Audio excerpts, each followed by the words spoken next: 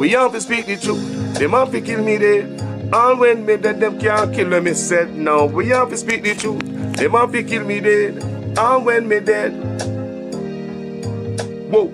I'm from the beautiful land of Jamaica, land of sunshine and the best reggae maker. From me was a little boy from dollar a paper. Here corruption a poor people paper. Them creating killer, thief and raper. Youth graduate from college done hotel waiter. Politician them matter but them will get better later. Only man a prophet at the undertaker. The truth, but want to kill me dead. And when me dead them can't kill when me said. Now we have to speak the truth. Them have to kill me dead. And when me dead, them can't kill when me said now. Whoa, things out of hand in a all kind of man. A motor vehicle examiner are the biggest scammer. Them scam me nephew, me niece and me mama. Wonder when the government a go put down the hammer. Police respect your uniform, the oath on the honor. No in a rum bar and a drink till the stomach. Embarrassment to the force with on the vulgar grammar. Jump in a yoke, almost kill nana. Office speak the truth, no one fi kill me dead. And when me dead, them can't kill when me said. Now we have to speak the truth. No one fi kill me dead. No one when me dead, them can't kill when me said now.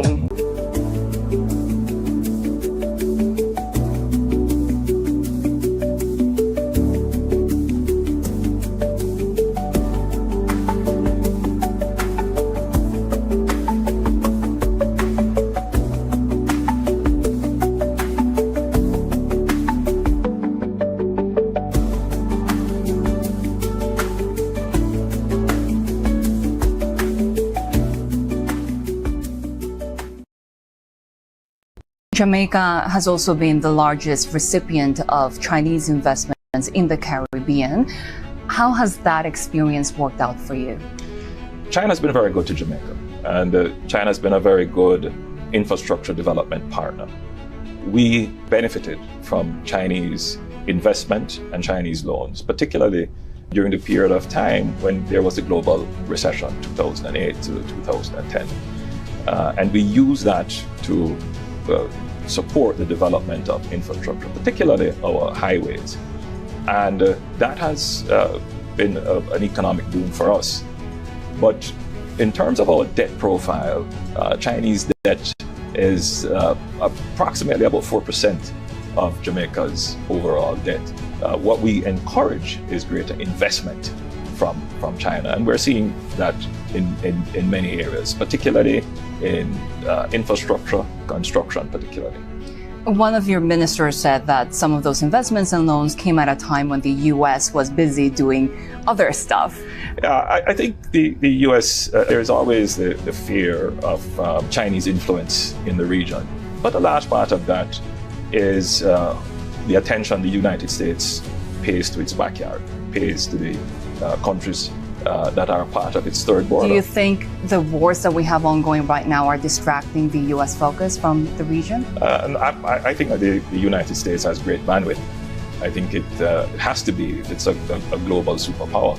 So it's really a matter of where it sees its strategic interest and how it sees its third border, the Caribbean, as strategic in its global perspective. I think not enough attention is being paid to the region.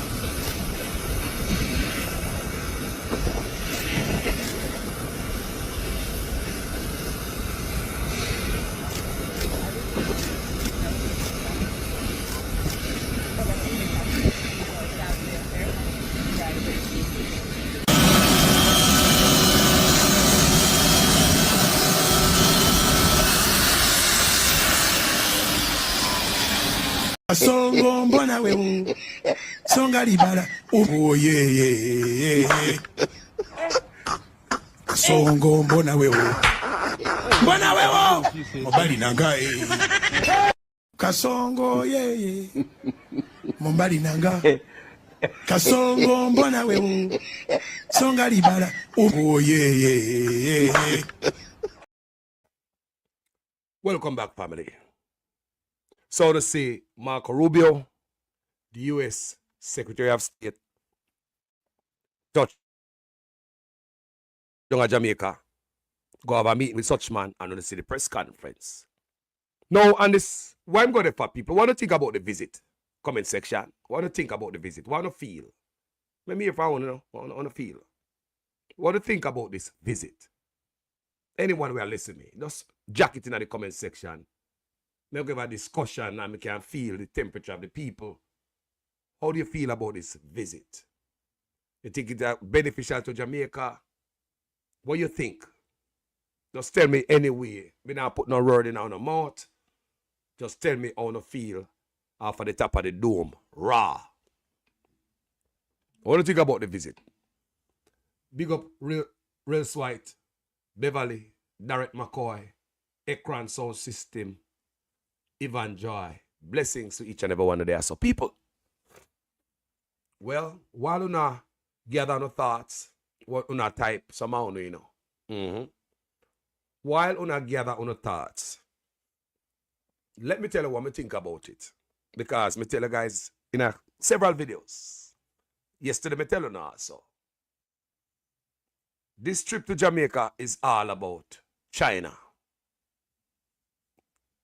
That's what the Rastaman son believe. I'm going to tell you guys already. Why I say so. Because Andrew Demina says that he was scolded, given his instructions. That is Anna B. Delorica said, Delorica Ward said, Chinese taking over our land. Oliver Rodney said, to me, this visit was planned waste of time to let us the people think something was coming for us. But it's something going on in secret. I heard nothing substantive that will benefit Jamaica. Opal's Kitchen said that. Gigi Jones said the first 10 minutes was vague, but the last question was the moment. Oh, you know, sir. I'm going to tell you how I feel. Tell me more, man. I want to feel people. I want to think about it. I love it, I'm happy. See what come out on the brain. I like to engage my audience on this platform. Gene Royalty said, how come such man could I read from the prepared speech? Him write it while them attack? If him write it while them attack. Good question. Well, them have some, yes, them have some talks yesterday. You understand me? In an earlier video, I talk about that.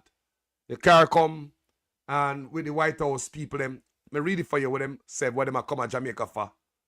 Even in that briefing, they said they weren't going on for Cuba. Cuba was not a big deal. Didn't they say that yesterday? Yeah, man, I read it for you. They said Cuba was not a big deal. You understand me? I read that for you yesterday, from yesterday, because them have this online group chat. It looked like yesterday with some official from the White House and CARICOM members. I read that for you, right? That last question was the highlight of the meeting. Michael Gross Close said that. But me go play it. Me have that question. Me have it in my queue. That gave the highlight. Andrea Chisholm. She is today's hero. Gene Royalty said that. Tracy Ann Turner. What Tracy Ann Turner said. She said, bless up people should pay attention to the last question. Rubio give us the reason why he was there. Florence Bennett said, JC, Holness under pressure from the USA. Rotted. Kaka close. Philip Pennant said, I just imagine how such man was kissing up to the Secretary of State. Yes, he was, because he was touching him and his shoulder and all that. And, you know, me saw that they sweeten up. Me see the rubbing up on the sweet. Me see it, family. The ass. Yeah, but anyway, let me tell you how I feel about this. Can I tell you guys before, you might remember? I'm going to lay it out for you guys, because on this platform, nobody can fool you over your son. I'm a Rastaman son. You don't depend on a regular platform. You know? A Rastaman picnic platform. You don't depend. No, I told you guys before, that the first overseas visit as Secretary of State Rubio went to Panama. Why did he went to Panama? They went over there talking about the canal. Why they were talking about the canal? It is said, I'm going to read it, that the Chinese them have 2 ports at the mouth of the canal. Listen me good. The Chinese are run 2 ports in Panama at the mouth of the Panama Canal. And when you're going through the Panama Canal, it is said, when we read, there's all kind of Chinese writing Chinese signs like they have in Jamaica. It's just like Panama to China, pure Chinese signs. What the US, I'm going to read it for you on this platform. What the US fear is that if there's a war or something bust up between China and America, China will block the Panama Canal. Now, to go around the Panama Canal, to go on the other side, it takes many days. I want you guys to listen to me good, you know. To go around the Panama Canal without going through, cutting through land and go through the canal. It takes whole parties about extra week or so to go around. That could be dangerous when I talk about war and time and this and that. So the US is afraid of China blocking the canal if there's a war. It's a very strategic point. That's a canal. And China having port at the front of it. Hey, China can just sink a ship and block the pass if there's a war. Sink a ship in the canal, no stuck is stuck. And if you understand, I do anything to it, cave it in, collapse it, anything can happen, people. That's what the US is concerned about. No, when Marco Rubio left Panama, you never hear no noise in the media and what them said and all them thing there. Much. Him go to the same mission where him explain in the media is going there on. Just like what we see in the media, the mission is going to Jamaica on. But certain things you're not going to hear in the media, people. So when him left, I hear news out of Panama that they are no longer engaging the Chinese with this road and belt initiative. Do you understand what Carlos is saying? Whenever hear Rubio come say it, you know, say, I tell him to cut out the Chinese. No. Never hear Rubio say that in Jamaica either. Certain things are in the private, people. You're not going to hear it. But look good. Just look on the world, what's going on, people. The first overseas trip, Rastaman picked me and watch them thing a long time, you know. I'm not sure no. It's Panama and a Chinese mission. And then him go to some other local country in the region. Him come back to Jamaica now. And you know, such man not tell you the things, you know. You know who make you know what go on? Andrea Chisholm. Everybody a dance around the question. And the young lady, young and beautiful, she drop a bomb in there. You know, her primes I said, Jesus God. First of all, let me tell you something. The refereeing of press conference is disgusting. Mark Rubio and all these people used to a press conference where people ask them question. May Dana come out and talk about only 4 questions. Who tell you that? Mark Rubio tell you that? Or is it Andrew Holness nonsense? Did Marco Rubio tell us him only want 4 questions? When each of the reporter them asked 2 questions.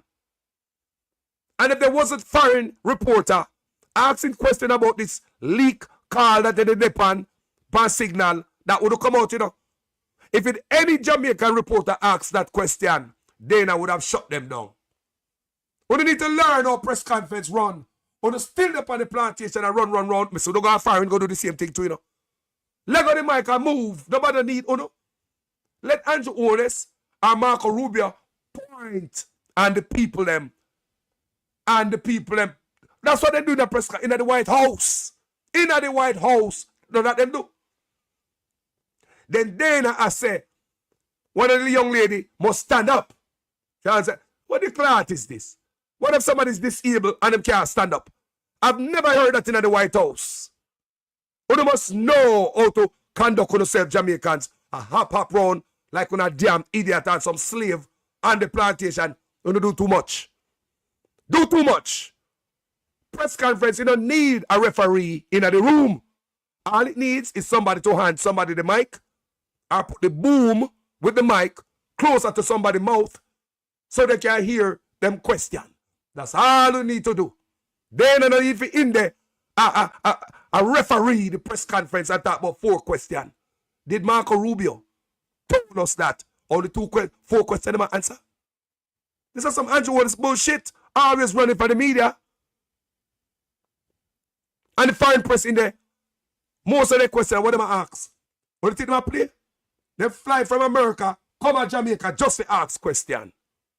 You have the press, members of the press, travel in that plane with the secretary. I saw it go people. Members of the press travel with Marco Rubio. And even though they travel with him, you think them afraid to ask him some question. One night time if him all pissed off. Because them still upon that call. We leak.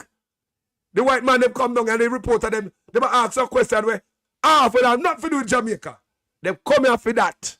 They tackle him and ask him the tough question and they back him up and they ask him the question. Jamaica, if any Jamaican reporter in that room and ever open them out and ask that question, then I would have take with the mic from them and tell them say that's inappropriate. Slave plantation they look like with the pants same way. But anyway, let me go on. Make always a quarrel, you know. Them always a referee. They don't need nobody for referee. Nobody. Mark, yo, what is that nonsense? It piss me off, you see. We are only taking 4 questions. And Isabel Rose, Wagwan family. Enough love, sister. Go check out Isabel Rose, people. Go subscribe to the sister. Me now said on the full page. But that bun me. When me hear the woman say only 4 questions. When 2 of the white man asks 4 questions. The 2 white men ask 4 questions. So Andrea Chisholm dead. Me know so she have 1 question. Probably. And she see the trick with the white man them. The white man them double up their question. The white journalists them double up their question. So when Andrea Chisholm stand up, she double up her question too. Think she an idiot? She read the room, you know. Because if Dana say a 4 question, that means say me can ask the 2 questions and I have and go 1. I say me hate the slave master mentality we are going to Jamaica. That's a slave. Even politicians go like a slave. What you in the room and do? How the 4 questions? Nobody need you in this Dana. Go on here just go change your goddamn hair. That's what they must be focusing on. 1 goddamn hairstyle, one of the goddamn 9 years of Andrew Holness administration, no man. Come on, man. Left from this, man. Move up. Piss me off for doing this. Me say, look come to Florida. Press conference. See you way. How the man deal with the people them in there. Only 1 question you can ask. Not even follow up. You know, say the white man turn up and follow up. Ask question. You see man follow up and then keep her mouth shut. You say the white man stand up and ask a second follow up right in a Rubio face. That's how it's done, Jamaica. That's how it's done. Don't move from them, man. Go away, man. That's how it's done. Marco Rubio is not afraid of press conference and stuff like that. Him up there, so my Andrew Holness point to the crowd, man. Take the hand, everybody, and put up the hand, you know. I saw press room going on. You put up your hand. You point, and who? Them man up there, point and who? Then if you take the next question, you don't need a freaking referee in the room. And I come talk about 4 questions. When 2 white men in there, we come from foreign, the foreign reporter them, I double up them question. But anyway, people, let's go along for the donkey. When me dep on the answer, because it piss me off. That part that piss me off, man. What is she there do? You're the press information minister. Because you think you're the information minister, you must be there. God, like you just go focus on the here. That's what you need to do. You're too much. Ratted. 1 year style, 9 years. You like how a man tell if you wear that to class. How you have a night tie up, man? That coconut. A piece of coconut. All night they will tie down. Man, God, where you going, man? Piss me off. But anyway, let's continue the argument. So, we see the man look round the boardroom, yeah, round the long table. Listen to such man a kiss ass, yeah, so again. We do Want to take listen careful to note that we visited Jamaica first in the Caribbean region. And we're looking forward to stronger partnership as we build the future for prosperity for Rubio. The Caribbean region. And we're looking forward to visit stronger partnership as we build the future for prosperity. And we're looking forward to stronger partnership. So, him say, boy, him take note that Rubio that choose Jamaica. Jamaica is the first place him come. You know, we're the financial superpower of the Caribbean. We're better than everybody else in the Caribbean. So this is something the Prime Minister have to take note. And him have to say it twice. Because when they come to the press conference, he mentioned it again. Whoa. And the first, we take note that Jamaica is the first place that to came. Let's go on down the road and watch this. Okay, our last question will come from Andrea. Ready for the last question? No, ready for the last question? All right, last question. Here and now. Okay, our last question will come from Andrea Chisholm from Television Jamaica. Thank you. Secretary Rubio, given changes to U.S. immigration policies, there are some Jamaicans who are afraid to travel back to Jamaica, even though they are legitimate green card holders. What assurances can you give to those individuals that they will have no difficulty returning to the United States? Well, okay, yeah, And well, green very card, quickly, green card or sir. residency? I mean, permanent residence. You're asking me about? Yes. Permanent, Okay. yes. Okay. And secondly, what problems, if any, does America have with China's investment in Jamaica? Well, look, I mean, China's a rich and powerful country. Our problem is not investment. Okay. Our problem is predatory practices. That's what we're concerned about. What we have seen all over the world is that China comes in and says, here's a bunch of money for a project they never build. They bring their own workers to do the work. They don't hire the locals. They bring their own workers. And oftentimes it comes attached with a huge loan that can never be repaid, and now they hold it over your head forever. That's our concern. Our concern is unfair practices, too, where they come in, they're government-subsidized companies, underbid everybody because they're subsidized, but then they come back and charge you whatever they want because now they've got the contract. So these are the things that we remain very concerned about. Again, not specifically about Jamaica, but in general. And so that's what we'll continue to highlight. On the first point, I would say, let me talk about that. If you're a green card holder, you're not illegally in the United States. If you're a green card holder, you are legally in the United States. What the president has said, and I don't know how anybody can disagree with this, every country in the world has immigration laws. So here, Andrea Chisholm asks two of the most important questions. Green card holders who don't want to travel to Jamaica right now, them now move. You see me? Because the fear of end up all El Salvador. You understand me? So, good question. Then you had a question about the Chinese. You hear him, man? Rubio from long time is a Chinese hawk. I read it. Even yesterday I read it. Yes, a long time him not play with the Chinese them. Rubio is a Chinese hawk. He not play with the Chinese them. I want to listen to something again and then we'll have a discussion. So you hear him say that so a while ago? Let me hear this. I told you I'd be here early. I think that's pretty early. Okay, our last question. Before we play that, you see after you hear the Chinese thing there, because Rubio come to Jamaica to get rid of the Chinese, you know. Because think about it. If America put sanction on China and China fling back sanction and I give America the middle finger. Because China economy is big and booming and bad. Then now listen to America. I pay a middle finger China give America. If America sanction, China snap sanction twice as hard for America. You don't see what I go on, people? You don't see what I go on? You don't see what I go on? You don't pay attention. That when America fling sanction, China fling out two when America fling one. If I know that, I'll be a middle finger never get Chinese. So now, if you are America, look on this good. Because nobody no call me and tell me this, you know. I mean, I'm looking at it. I use my third eye. And I come up with them revelation here. If you are America, you're trying to cut off Chinese foot from off of them because you're trying to sanction them for them bow. And the sanction now make them bow. They now buckle. Instead of them bow, them I put out the middle finger and I slap you back with sanction. What do you think America gonna do? They might try to punish China by cutting off everything we are going to China in terms of finances. Anything that make China rich, anything will make the economy better than America. Listen what I say. And China have them road and belt initiative all the way around the Caribbean. There is no doubt about it that Jamaica is in America backyard. We can say that, yes. We are a neighbor, or on the veranda, front yard, or next door. We can say that.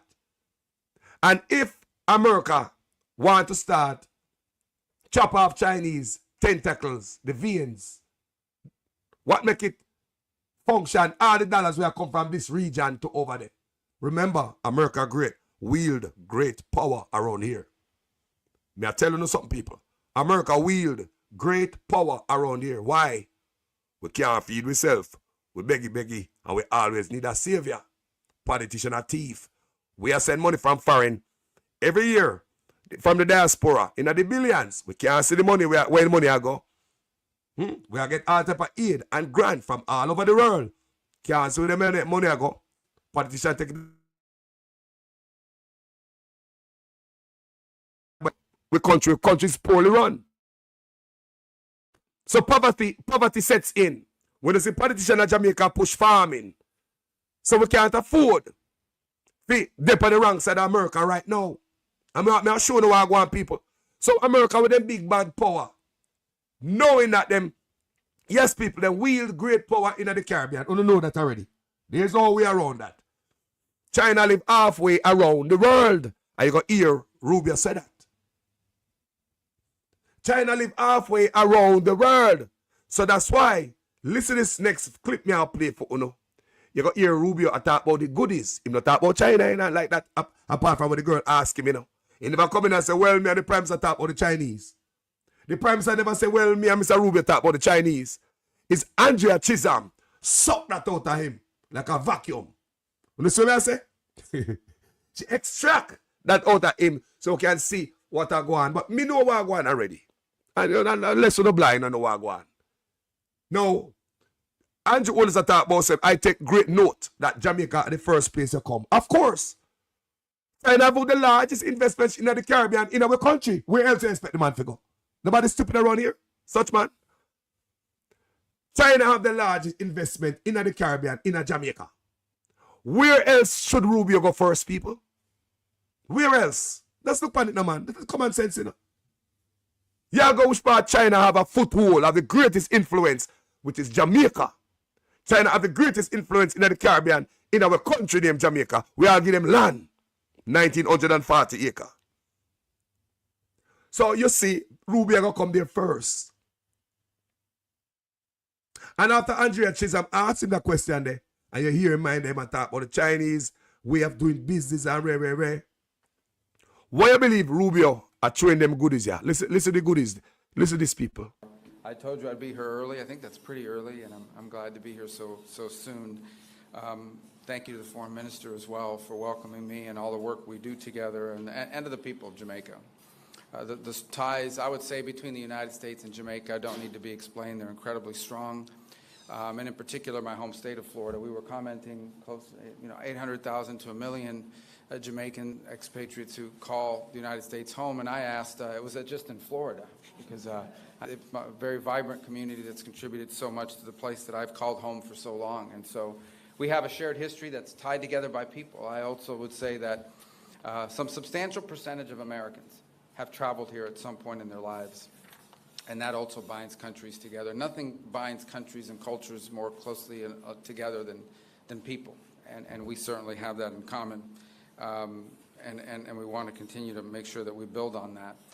We did touch on a couple of topics. The first is trade. The world has been closely followed. The president is in the midst of realigning American global trade policy, primarily to reset global trade in a way that's fair to the U.S. after 20 or 30 years of what we believe is unfairness, not when it comes to Jamaica, but broader. And from that will come real opportunities to create new alignments and new trade arrangements and new trade opportunities. And I believe Jamaica is one of those places that together we both stand to benefit. In particular, we discussed supply chains. And we ask ourselves, why, if so many of these products are destined for the North American market, why are so many of the productive capacities located halfway around the world? And there's a lot of different reasons why that's happened. But it makes all the sense in the world to see more productive capacity, more manufacturing, more industry relocated into our hemisphere. We certainly have the labor and the population and the desire to do so in our hemisphere. It's closer to the end markets. And so we want to pursue opportunities to make that possible. And clearly, I think Jamaica is one of those places that could benefit. And the Prime Minister has that vision for the country and the creation. Not true, Marco Rubio. The Prime Minister have that type of vision for the country. Fee vision call centers and hotel. He said I build 6 new hotels to create 10,000 jobs. Mr. Rubio, that's where Andrew Holness, don't make him fool you. That's where Andrew Holness' mind is. Factual way. A matter of fact, one of his minister, Bug Life, said that there is no more land in Jamaica to build a factory. Don't let them lie to you, Mr. Rubio. All right. Now you Rubio come dangle carrot. Yeah, man, dangle carrot. What that? I promise that, you know. Yeah, man, I promise. I promise, he promise. You listen, manufacturing. What the man say again, listen. Him say, the end market is in the US. And that the man say. Why things make halfway around the world. Remember I said Trump talk about bring back manufacturing to America, you know. You know if you listen. Trump talk about bring back manufacturing to America. And here Rubio come say, if America is the end market, why things are make around the world? We have Jamaicans to do the work. Rubio also said, can me write it down for earlier and I my book there. Yeah. You hear the man say, jobs that pay more. Said the manufacturing and what him talk about there can provide jobs that pay more than we can find. No. You hear him say that? So I tell you, say, you get better job than a cheap, tiny job. Do you understand me? And that's what I'm saying, you know? Whether true will come true or not, I don't know. I promise, right? I know what Jamaica feel about promise. We like to see stuff work right away. So the man said, this, and he also repeatedly said over and over, kind of like if Jamaica play good, just be a, just be a good boy in the world game here, Jamaica can benefit from this and that. That's what he said. He said, basically, he's resetting the trade. Resetting the trade. He talk about resetting the trade deal. Yeah, new trade arrangement. You hear me use those words. Resetting trade deal. There's a war going on right now. Tariff war, trade war. You know, so new trade arrangement. He speak on manufacturing, he speak on energy and natural gas. Enough carrot dangle out there, you know. He also speak on police can get night vision goggles if Jamaica play good and just be obedient to this thing. So, me I hear him say that. Yeah? Me hear him say that. And yeah, and he did talk about the job. He can bring a job to pay more than what we can find. We make you like that. I say, okay. That is what to replace the dependency on the Chinese. Remember, I know Rubio no come say, well, me and the Prime Minister talk about the Chinese behind the scene, and you don't come say that either. We never see it in the writing yesterday about what they are going to talk about. But it was when Andrea Chisholm asked a question, it kind of pull out a little bit more answer and kind of straight me out. Okay, our last question will come from Andrea Chisholm from Television Jamaica. Thank you. Secretary Rubio, given changes to U.S. immigration policies, there are some Jamaicans who are afraid to travel back to Jamaica, even though they are legitimate green card holders. What assurances can you give to those individuals that they will have no difficulty returning to the United States? Well, okay, yeah, And well, green very card, quickly, green card sir. or residency? I mean, permanent residence, you're asking me about? Yes, Permanent, okay, yes. okay. And secondly, what problems, if any, does America have with China's investment in Jamaica? Well, look, I mean, China's a rich and powerful country. Our problem with is not investment. Okay, our problem is predatory practices. That's what we're concerned about. What we have seen all over the world is that China comes in and says, here's a bunch of money for a project they never build. They bring their own workers to do the work. They don't hire the locals, they bring their own workers. And oftentimes it comes attached with a huge loan that can never be repaid, and now they hold it over your head forever. That's our concern. Our concern is unfair practices too, where they come in, they're government subsidized companies, underbid everybody because they're subsidized, but then they come back and charge you whatever they want because now they've got the contract. So these are the things that we remain very concerned about. Again, not specifically about Jamaica, but in general. And so that's what we'll continue to highlight. On the first point, I would say, let me talk about that. If you're a green card holder, you're not illegally in the United States. If you're a green card holder, you are legally in the United States. What the president has said, and I don't know how anybody can disagree with this, every country in the world has immigration laws. You know what the biggest problem for we people? Self-dependency, self-reliance. We have stepped away from the Marcus Garvey philosophy to a more European philosophy. All my life we find ourselves as beggars, you know, as we get older. Cause first time we used to make so many things in the man. Jamaica used to be flourishing, you know. Now we are beggars, I get loan and aid and this and that. You know, and that we are live on now when Jamaica have so many productive people, we can create so many things. I was just looking at the video the other day and a youth of Jamaica make respirator. He was on the TV in our 2020 in the height of Big C. Youth make respirator. Now our hospitals in Jamaica don't have respirator. When a youth in a Jamaica make respirator. So them don't harness the best and the brightest around here. Why would the government put in that the youth there? Or somebody put in that the youth to make respirator for Jamaica and the world. We could be making respirator and send around the world. A youth of Jamaica make respirator. No hospital, now have no respirator. Hospital, now no respirator. So we don't put in the best and the brightest. I beg, we beg. We don't depend on a position to go up on our own. We're going to depend on American level, but this level, for the longest people. Come and decide if we do nothing for ourselves. Pay beg.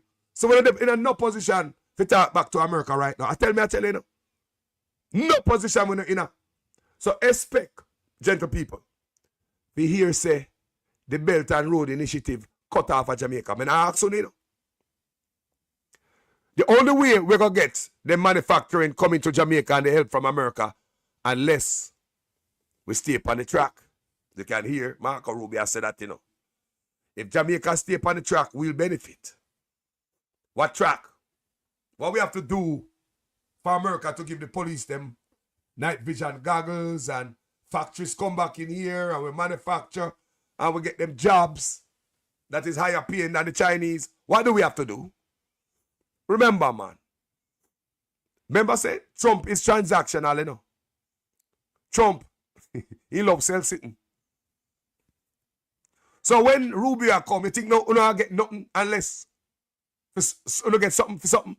They not get nothing unless you give them something. And don't tell me, say, Marco Rubio not talk to Andrew Holness about the Chinese them. Don't tell me that. Not because such man don't come out come say it. Not because Mr. Rubio don't come out come say it. Same thing happened in Panama. Both men didn't come out come say it. Both men did not come out come say it, you know. But after the meeting, me reading of the paper, say Panama no longer gonna continue with the Chinese Belt and Road Initiative.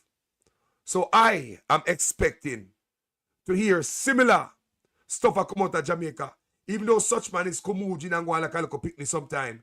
He don't come out to the people and say, "A this me I do, a that me I do, me a the man, what me say is final." You understand me, I say, people?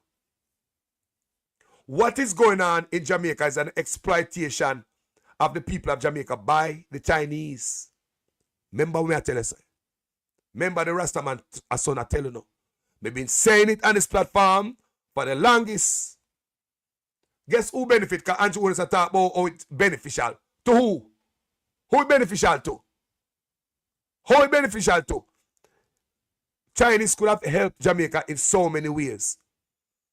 But because a politician want the benefit, they just make Chinese do. Even just the other day, the Spark program, Mr. Chinese are signed. Spark program have to patch road and all them thing there, you know. Why we can't do that? Why the Chinese have to get everything? You hear Mark Rubio say it. Them underbid everybody because them get subsidy from them government. So Jamaica company can't. Upon that, Chinese are coming with all type of illegal stuff and them shady. Give them boy a bag of cash under the table. Chinese make enough of them boy are rich in our government out there. You think America don't know that? You think America don't know so the Chinese make enough of them politicians rich? Why you keep, wait, people. Remember the other day, I read a study for you on this platform. What this professor, this white man up at the university, UWI, him write something, right? There was a study done. I'm going to read it, Panasa. The white man up at UWI, the study said, Jamaica now invest in an education because there's nothing to get out of education. No kickbacks. But what I also said to the white man, then why is it $902 billion, the most money we're missing, is from education? Remember that video there? All right. The man also said that Jamaicans like to build infrastructure because that's where they get the kickback. People say, you will study. Don't take it from me. We just don't have the article before me right now, but I did a video on it and I'm ready for my people. Anybody who did remember it, the man said, Jamaica no like to build, that's why I say Jamaica, Andrew Holness, infrastructure, road, this. That's where the kickback coming from the Chinese. Education, no, you put education in the youth them head. That's why they don't put nothing in education. They invest everything in a building, Chinese this, Chinese that. That's why Canada Regional can't done. Are the kickbacks for the Chinese. Let me show you something again. Just the other day, me do a video. Remember, again, we're in Niger. The leader of Niger, remember, Niger, Burkina Faso, and Mali. Two of them linked together. They are opening up them eyes. They say they want to colonize us in them place, whether Chinese or white. Them serious about that. Just the other day, Niger run out couple Chinese oil company out of them country. I want to do this what I said right now. Why did Niger chase out the Chinese out of them country? Because the Chinese were getting about $8,000 more than the African in Africa doing the same job. I want to listen now. Them exploit the clout out of we. I wouldn't even know it. We see the pretty cheap shit with them are selling. Yeah. No people. They must suck we out. We give them land, toll free, duty-free imports, tax break, killing off Jamaican owned business. How is that benefiting us when every dollar going back to China? But get back to Niger. Niger run out this company out of them place. And listen me good. Why them run them out? Because the Chinese them paying the African them $8,000 less than the Chinese for doing the same job. And on top of that, the Chinese don't want to share information with the Africans them of Niger. They don't want to invest in training of the people of Africa. They want to keep the technology and the information to themselves. That every project Africa want to embark on, you have to call them like check out of China or China about them. I wouldn't understand what one of people. Isn't the same thing that's going on in Jamaica? Isn't the same thing that's going on in Jamaica? Where the people are paid crumbs for doing the same job. And we bring prisoners from China come out there on the road. You want to bet them not get that pay? But in our country, we don't have leaders like that. I don't know what that did to Africa in general, what Niger did. It sent a shockwave. It sent a shockwave through Africa. They've never seen that before. Now Africa is standing up, repelling crooked colonial people. Them called Chinese colonial too. Colonizers. They said they're not going to take it. You come in the country, how come you give them people $8,000 less than the Chinese to do the same job? How is it to know how to train the people them?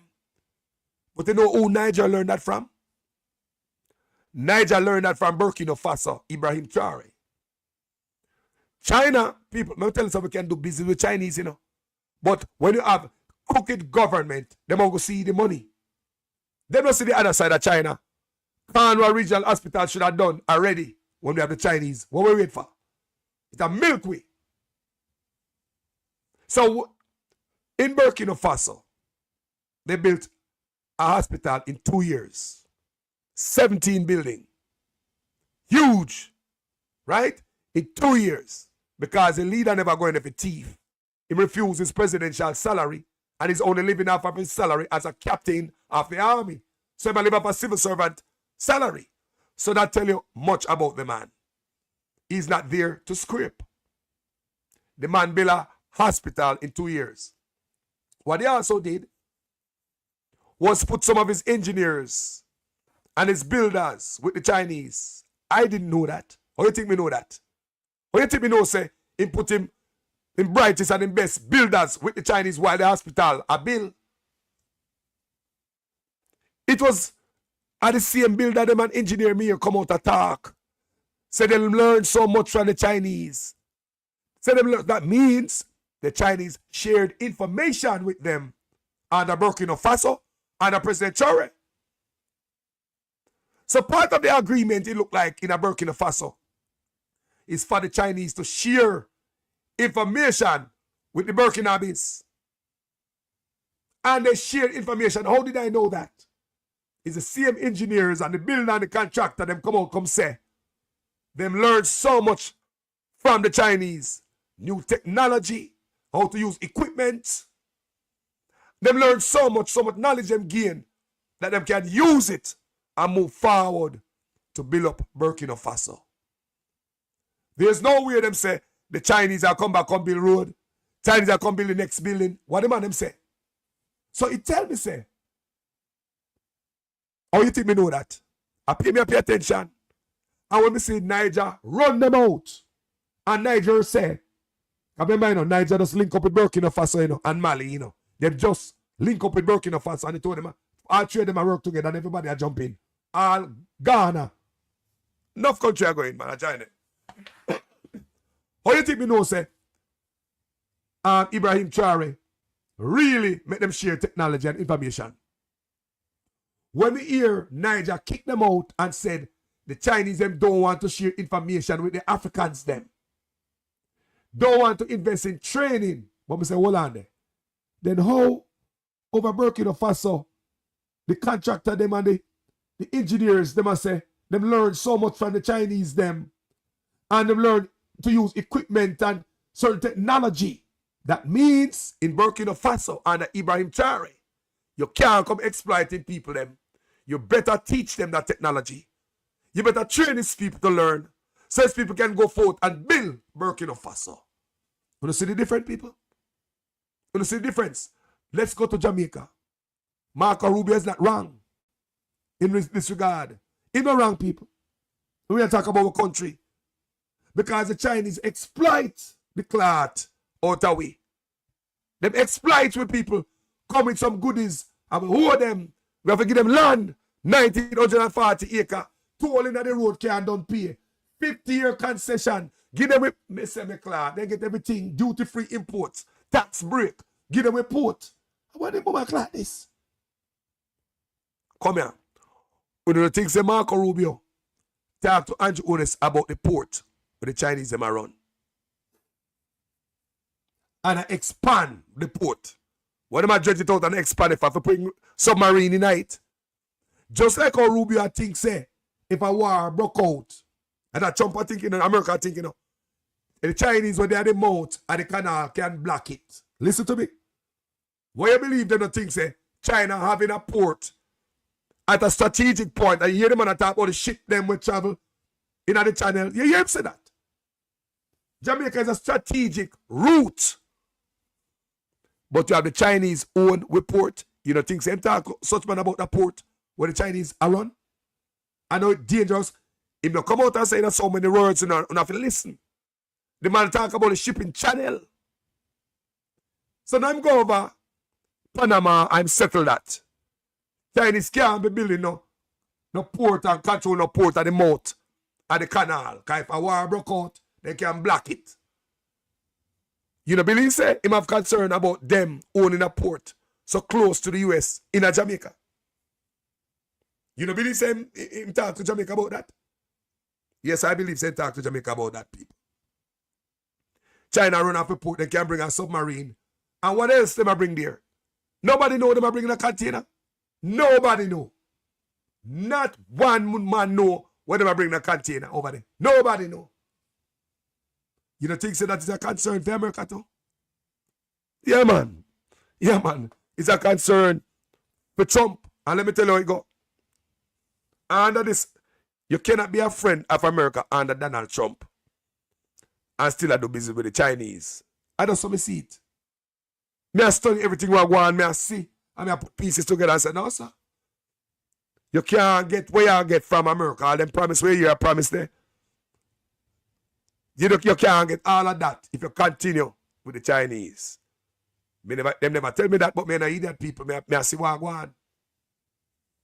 So therefore, there's something such men have to do. I mean, I expect for you the announcement. Me I idiot. Rubio is a China hawk. Even yesterday, me read that. Yeah, before Trump. Even before Trump, Rubio serious about China for a long time. Says he come to Jamaica. And Andrea Chisholm pull out the information that was just right, it was just right there, waiting to be asked. Then a year, all hell broke loose. But none of the men said that the conversation was about the Chinese. None of them said that. No. No, they never bring it up, people. Even when them come in at the press conference, none of these men mentioned that we had a conversation about China and blah, blah, blah. No. You did not hear that from Panama also. When it comes to diplomacy, you never hear that. You know, let me give it to such man. Such man did well. No, me did well. If you come out of office and go in dangerous, and him still, this don't make him taxes declare. This can't declare the tax, your asset run at 4 years. You shouldn't be dead there stand up and talk to the Secretary of State. You shouldn't be dead there. Because the Secretary of State knows, say, for 4 years you have not declared the asset. The Secretary also know about your 28 bank account. He know everything about you. You have no integrity to be there talking to no role leader and make no deal for us.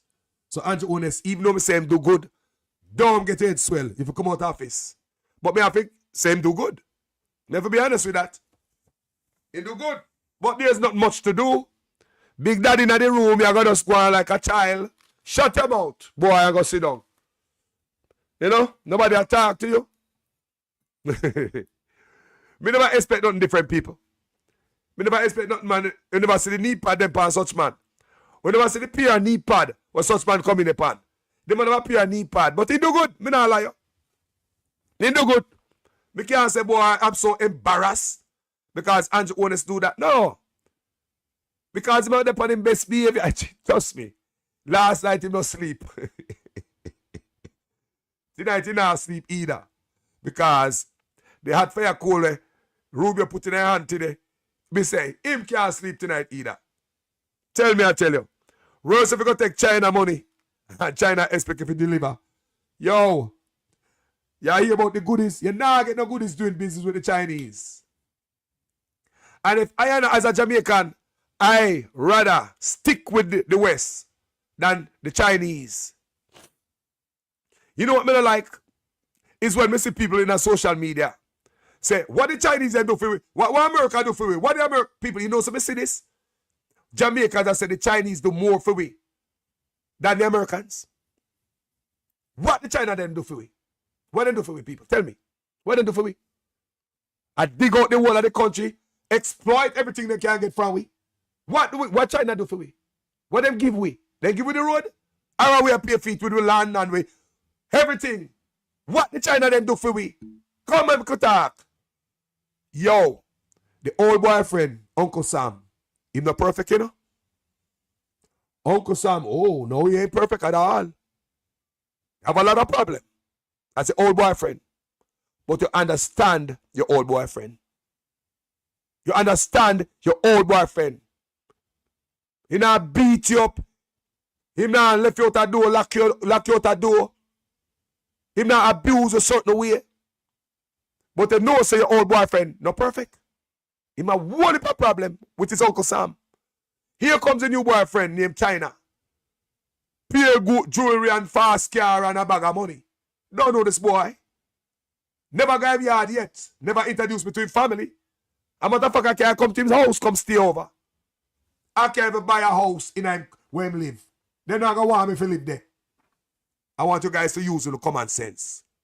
Me understand say because of politics, I know people view America, people make some stupid talk. But look, we in no position right now to kick off America. No, we in no position, people. Because we did not create that. We move away from the Marcus Garvey philosophy of doing the things yourself, people. We move on there and we become a beggar and we are Europe. We want Europe, the white man, to do everything. And then we are China. We want the China man to build this, that, and the other. We don't put some Jamaica, we are going to UTEC and UWI and Hart and say, go around the Chinese them and learn how to build this. So moving forward in Jamaica, we don't have China I build everything. No, people. Because politicians get kickback. Keep the people ignorant. You will never learn certain things from the Chinese. Chinese alone have the technology and the information in their head. Go back with it. Kick back for politician. Let me tell you why. Me don't know this new boyfriend, you know, people. No, we don't know this new boyfriend. This new boyfriend full of secrecy. Me I tell you no people. Me born come see Jamaicans and go America. Me born come see Jamaica and go back and forth from America. Me no born come see Jamaica and go China. Me born come see Jamaicans all the farm workers them used to come cut cane and pick apple America. I came back them big old boom box. The first TV in my community and the first sound system, a farm worker who go America. Come back with them stuff, people. So if you're going to say America don't do nothing for me, that's a lie, man. One of the most important things anybody could give you is education. So how many Jamaicans America educates since you're born till now? The thing about that and the problem where black people have in Jamaica is because we always be a beggar. We don't harness all the knowledge we have out there up till today. You don't hear the government reaching out to us in the diaspora for nothing at all. We would have to send more money to the remittance. The best thing anybody can do for you is educate you. America have educated so many Jamaicans. Turned so many Jamaicans into millionaire and billionaire with a B. We went to Florida and see Jamaican own a whole goddamn shopping mall. You can't go to China go own shopping mall, boy. Me go to Florida and see Jamaican own a whole shopping mall. And if you see the owner, simple Jamaican man, own the whole damn thing. Which part of China can go own that? Me just watch something yesterday where a young man come from Jamaica and tell you how much property him own America.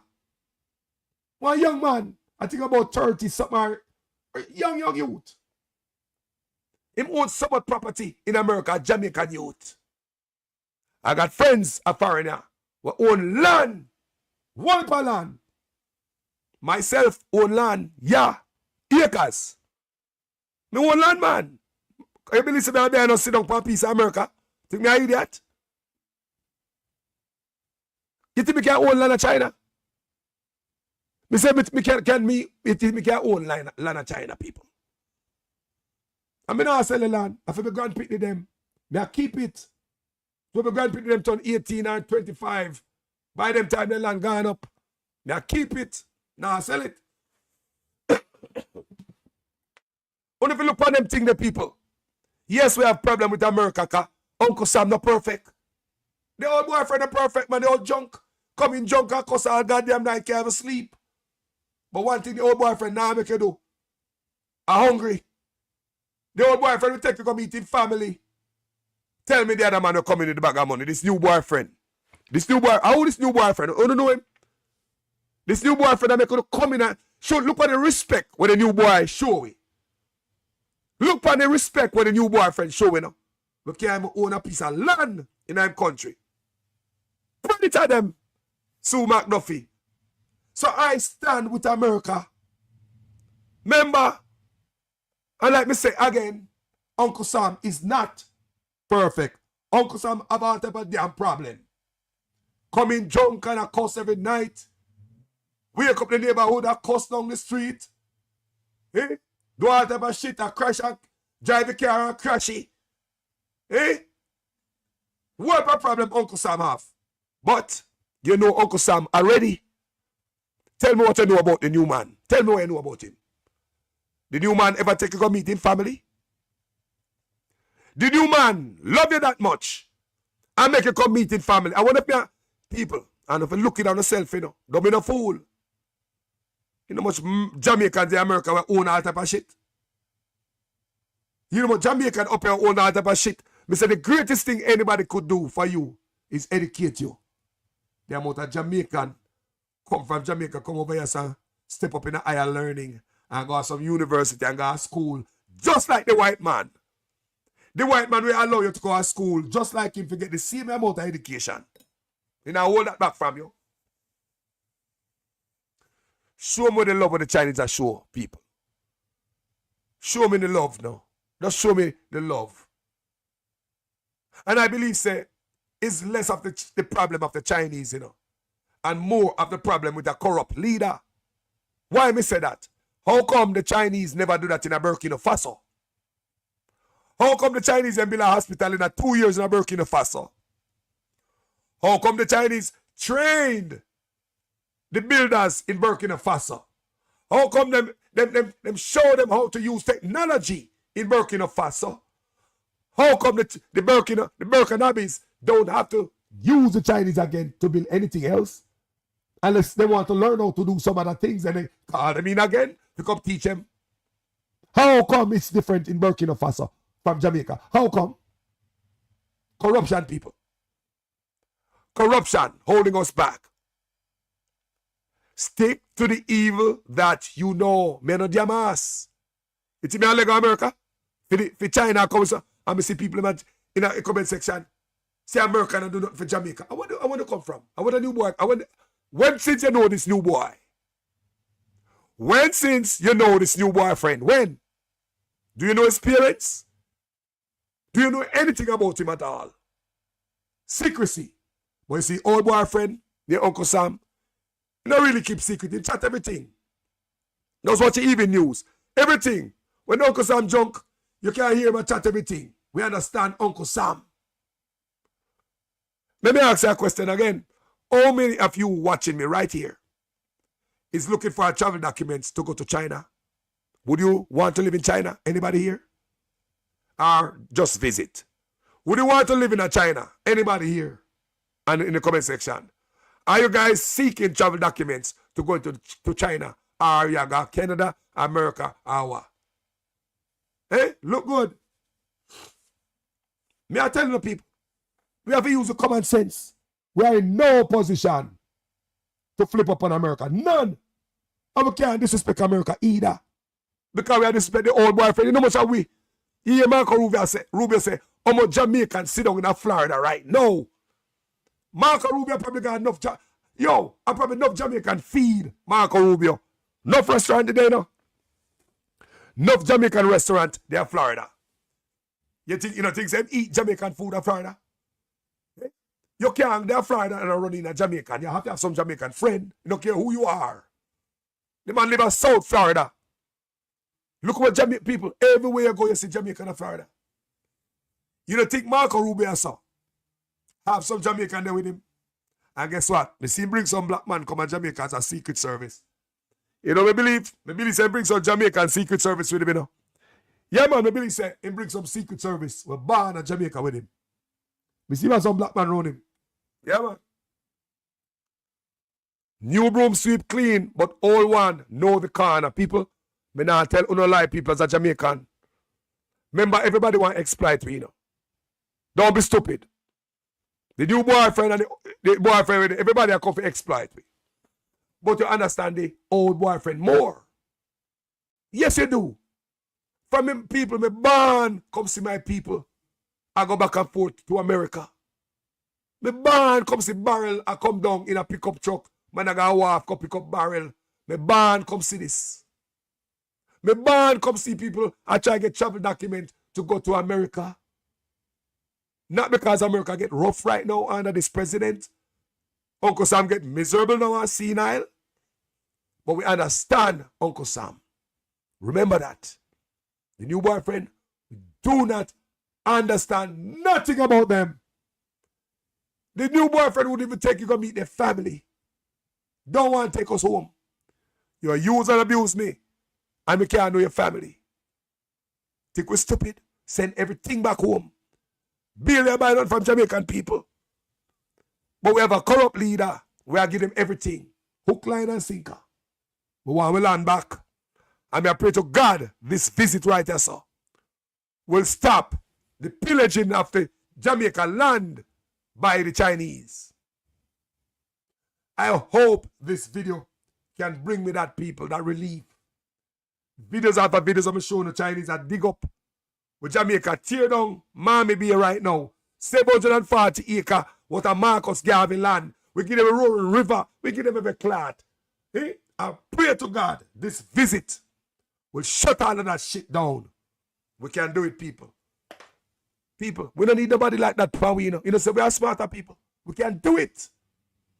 There's so much things we can do. Let me show you how skilled we are. There is a tower down Jamaica. I don't know if they are building again. It was, them show it at the local government election where a Jamaican architect, a Jamaican female architect drew the plans for them 4 towers that they were going to build. What do I build them tower, the people? For the North Coast or the Mobile Way? Who remember that?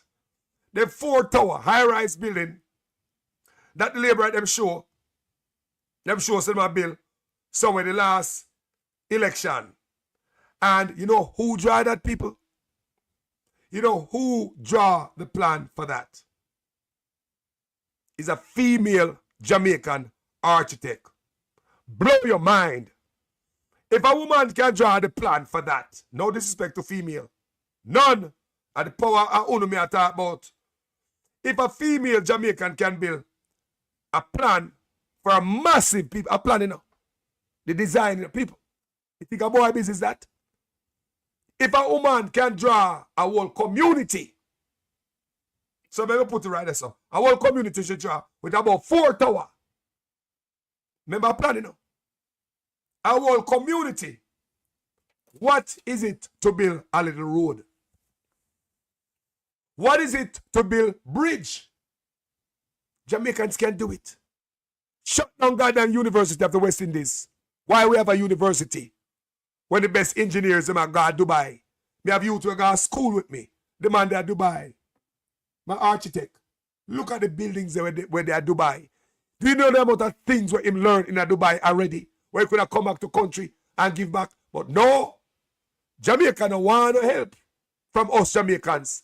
They rather get engaged in some shady deal with the Chinese so they can get their pocket full.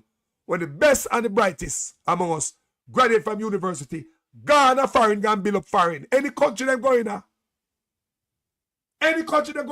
they're well received, gone build up foreign. That's what happened to the best and the brightest. Gone overseas, gone build up foreign. Our leaders do not tap into the best and the brightest. You never hear them reach out to diaspora to know them, you know? Me hear diaspora and tell Chang say, them can help them with crime. You have man in a CIA, FBI, all kind of crime fighting. Many Jamaicans in them field that can help with crime, you know? What Chang say, him no need we help. What we can do is continue sending money. People never go see we as a cash cow or piggy bank. Look how much I wanna watch me right now. Professional, highly professional people watching me right now. And listen to me. Highly professional Jamaicans with so much knowledge. Who's part of them with it? What are they with it? Foreign only there with it. Even the doctors of Jamaica, I read already, you know. Where Jamaican doctors are some of the best doctors overseas, you know. I'm not doctors, nurse. Me read where them say Jamaican nurses are some of the best overseas, you know. So all when you see them at Jamaica, we are calling them very, I know the nurses go out to Jamaica. It is the work environment, the work condition. Nurse stress out on the job. I go to mental, psychological issues on the job. Because them go to school to save lives. And they don't have the equipment to save lives. Not even respirator. Or you believe a nurse are going to feel when somebody dead just because they want a little air. You think nurses are nice? And every day a nurse get up and see that. And what kind of nurse we going to have? Some animal. We are created Jamaica and the nurse them. But when the nurse them fly overseas, different work environment. Me see the right up people. When them say Jamaican nurses are among some of the best overseas. I may have to read it. Because in a Jamaica we say they know no manners, then this and that. We have to look on it. The work environment. So back to you guys in the comment section. How many of you over here are highly professionals? So much knowledge to give back. And if called upon, will be willing to go back, to give back. If I have advice. How many of you right here? All these years when they are foreign, anybody ever ask, you know?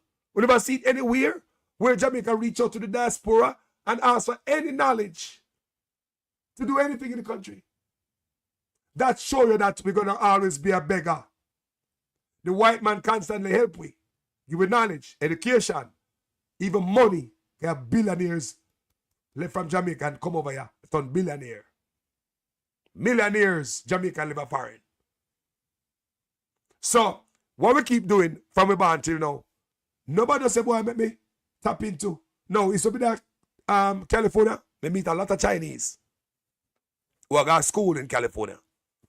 We talk to them. They come to America, come go to school and go back to China.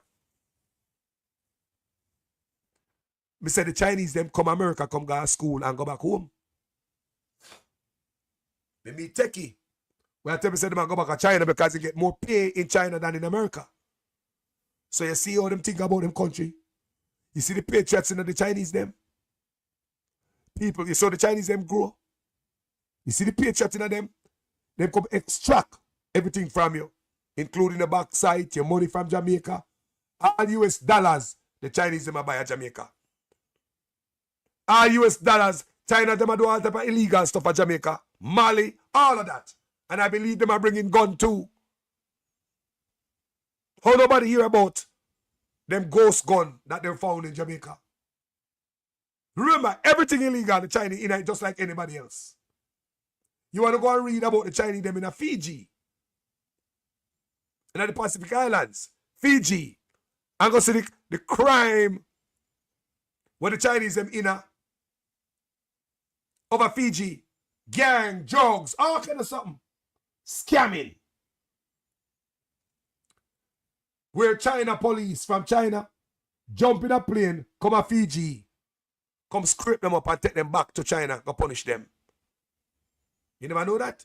The Fijian Prime Minister of Fiji have some memorandum of understanding with the Chinese government. Where the Chinese government send police from China in a plane. I do the videos I'm showing already in the first me I tell you no. Because Fiji gonna lock up scammers over Fiji who are scam Chinese people. And take them back to China, go punish them. China in everything that is bad people. Just like anybody else. In Africa, me see them grab one Chinese. Him have some phone in our room. Phone, you know. Somebody phone them. They have a shell on it, but you like them know if you operate the phone. It's like a scamming center them around Africa, you know. When you look for a phone, on table everywhere, phone everywhere. All of them plugged up and hook up to, me don't know what. They get busted in Africa for scamming. So don't matter believe say them different than anybody when it come to hustle them hustle. Those Mali, when they see the youth them are taking a Jamaica, yeah. And don't make them have to bring some other stuff come to Jamaica. It's just because Jamaica not use a certain type of drugs. It can get even more deadlier than that when it comes to drugs when the Chinese are bring. Even in the United States as well. The raw material to build drugs, the Chinese give to the cartel them in Mexico. I want to listen to me. It is said in the news, the reports out there, where China give the cartel them in Mexico the raw material for make the pill them the fentanyl. You never know that? How we think give the cartel them the material for make it? Chinese them. So now the cartel not only push where them normally push the dust. Now them in a pill. And the Chinese them give them the raw material to make fentanyl. Yeah, fentanyl. We will kill you. You hear that all about pray for my country. Because them boys come exploit Jamaica. Me and nobody idiot. Look upon this. Yeah, fam. Me same one, man. Yeah, we do this video here for posterity, you know. This last week I did a video. So them tell me say me can't record this now. What? Me can't record this?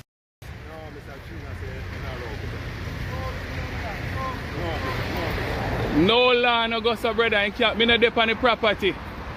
Me no dep on the property. Me can take video, me can take picture. A my land this. Yeah, so them tell me say me can't record the destruction of my ancestors' heritage. But see it there? Yeah, security I'm doing things still, so Mr. Chin tell him so, but we not see no law where so me can't stand up on the roadside. Them have them thing and say we can't record, and we know me sound away, me not have the same energy, but we might lose the round here, but I just the back I continue, you know. Them have them rounds because Marcus Garvey fight for long, you know. So I just want to show you this was basically rich vegetation and bush in the past, but see it now, it gone from we. It gone. So I don't know where I tell the security them say, and I said we can't record this. See there? So the airspace the man have control over now. I feed them air, I feed them land. But we are going to stay the course. See there? See the bulldozer them there, see the tractor there. Yeah. So this is conquest, black people. This is what happens when we have sellouts. This is what happens when we don't stand up for our own.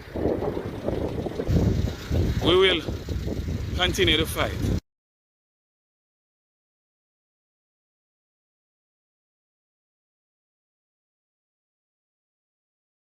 Said the politician them are the one because how come that not happen in Burkina Faso?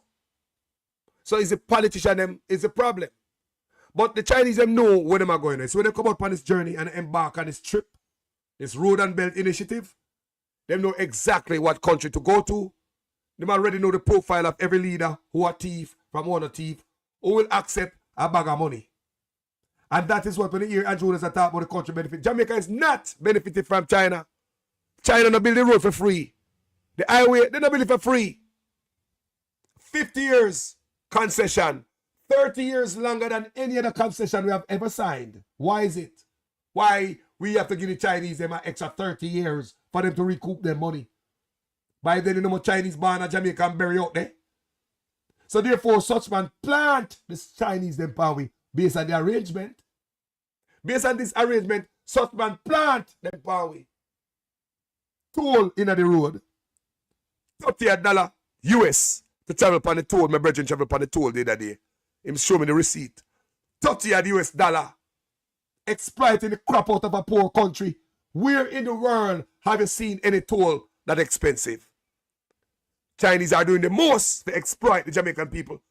I don't want to tell me, say, if we go for 50 years with this, give them extra 30 years to get back their money. What about duty-free imports? I bring them container, now pay duties. Hey, how about tax break? And the government knows so the Chinese them are pay trick upon them. Then in the building until 4.99 year. Before it reach 9 year, them somebody is in the building. And that's how them around Jamaica and play with like a tita at all. Government know that, but they get kickback. They won't say nothing.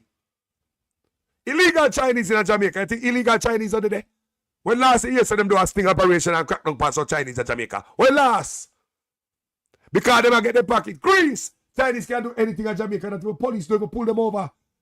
Chinese are slap up schoolgirl in our face and get away.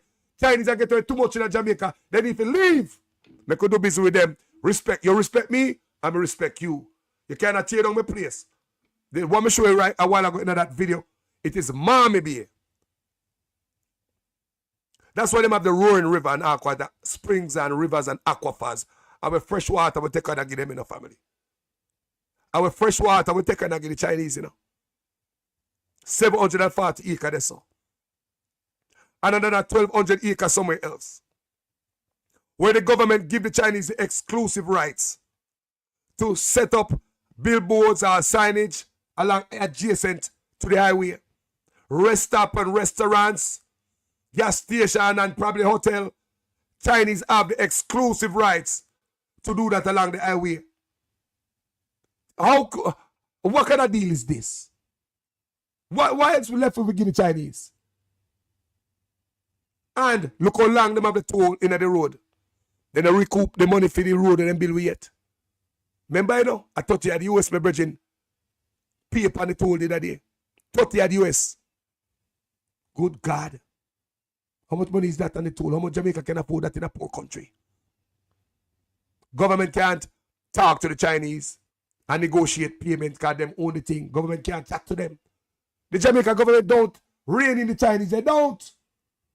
They don't rein in the Chinese. They can't do anything. That is my problem with this government. So I hope and I pray to God this visitor can give it back the land, because I do not believe the Chinese should get a blade of grass in Jamaica. These land are sacred land. Sacred. Our forefathers bled for them land here. Now they roll over in our grave. If you don't say black man take slave land and give way and slave don't get land yet. So many Jamaicans don't even have a chain of land. The ones where the sugar plantation land, where them forefathers bled on, where them bones scattered and fertilized them fields, where the sugar plant, them live on the land, and the government mash down them house. They take up 1,940 acres of land, which is 740 acres down a Mommy Bay. It's very important and going to give Chinese and give them all the rights to build anything along the road where them build, what we pay them for. After the road was not free, the road is not a gift. We pay for it. So I then forget the exclusive rights, not a Jamaican. They set up billboard along this pristine highway going to this virgin mountain. We don't know what they're in this land. This piece of land right here, when we show you a while ago. Them say all type of cave down there. All type of artifacts. And Marcus Garvey land, this land is sacred land. And Negro would have take up and give the Chinese. So I hope and I pray to God that this meeting of Rubio will shut down all them operation of people for the sake of my country and the future generation. This can't be allowed. This can't allow to happen, people. This is sick. Yeah, fam. Me same one, man. Yeah, we do this video here for posterity, This last week I did a video. So they might tell me say me can't really record this now. Yes, sir. What? Me can't record this?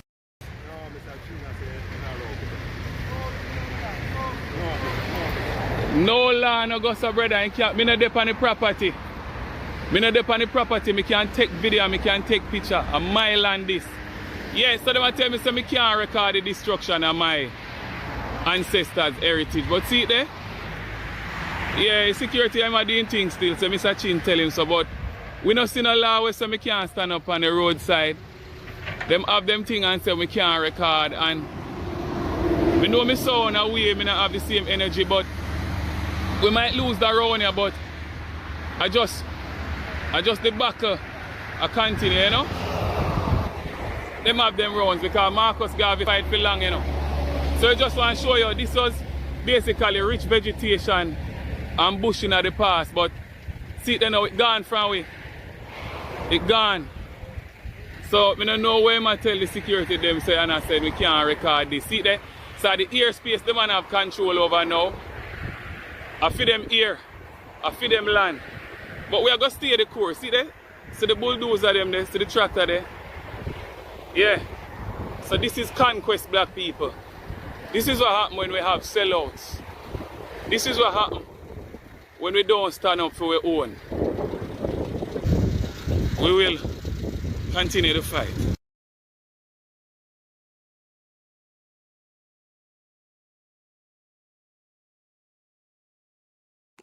Welcome back, family. Now, you see what I was reading in Niger when they kick out the Chinese.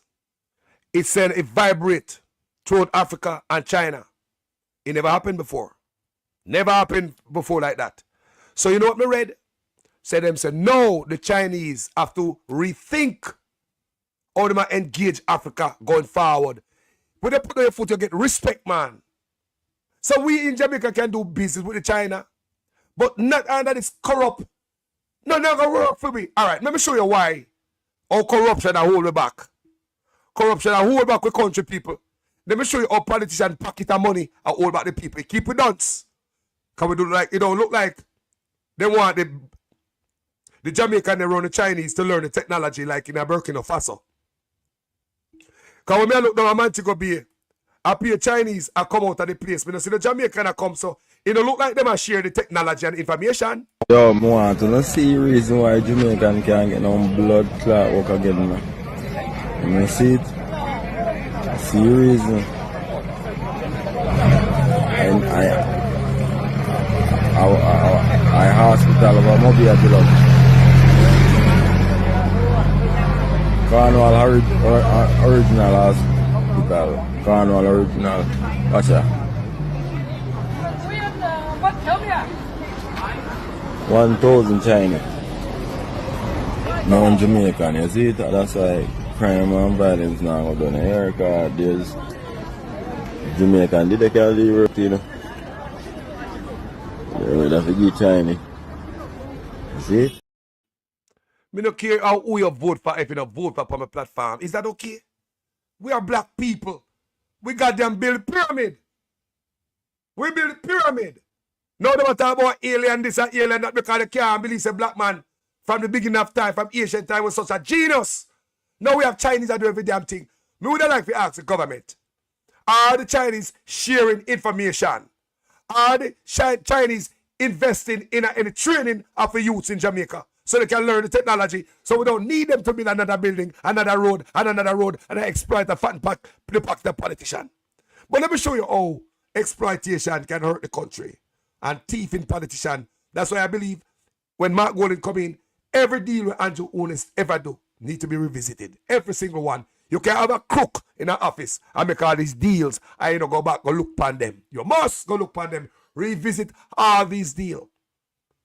Look at education. It's been withheld from the people. Because politicians, rather the Chinese do everything, they get their kickback like that. So because a politician getting a pocket full of money, then rather no Jamaican no learn nothing from them. No new technology. Get the Chinese to all patch road. Just like the other day they announced Spark. Look on that. Shame we have, man. Number one, you see that? That's education. Politicians rather you don't have education so they can continue keep them pocket of money. When they go put you Jamaicans around the Chinese now, you're cutting our politician money. Because Jamaica don't have the knowledge now, learn the technology, and move on and build Jamaica. You cut out the middleman, the Chinese. Politicians not gonna make no money. So they rather make them money while the nation suffer from lack of knowledge. I'm going to say, look at number 2.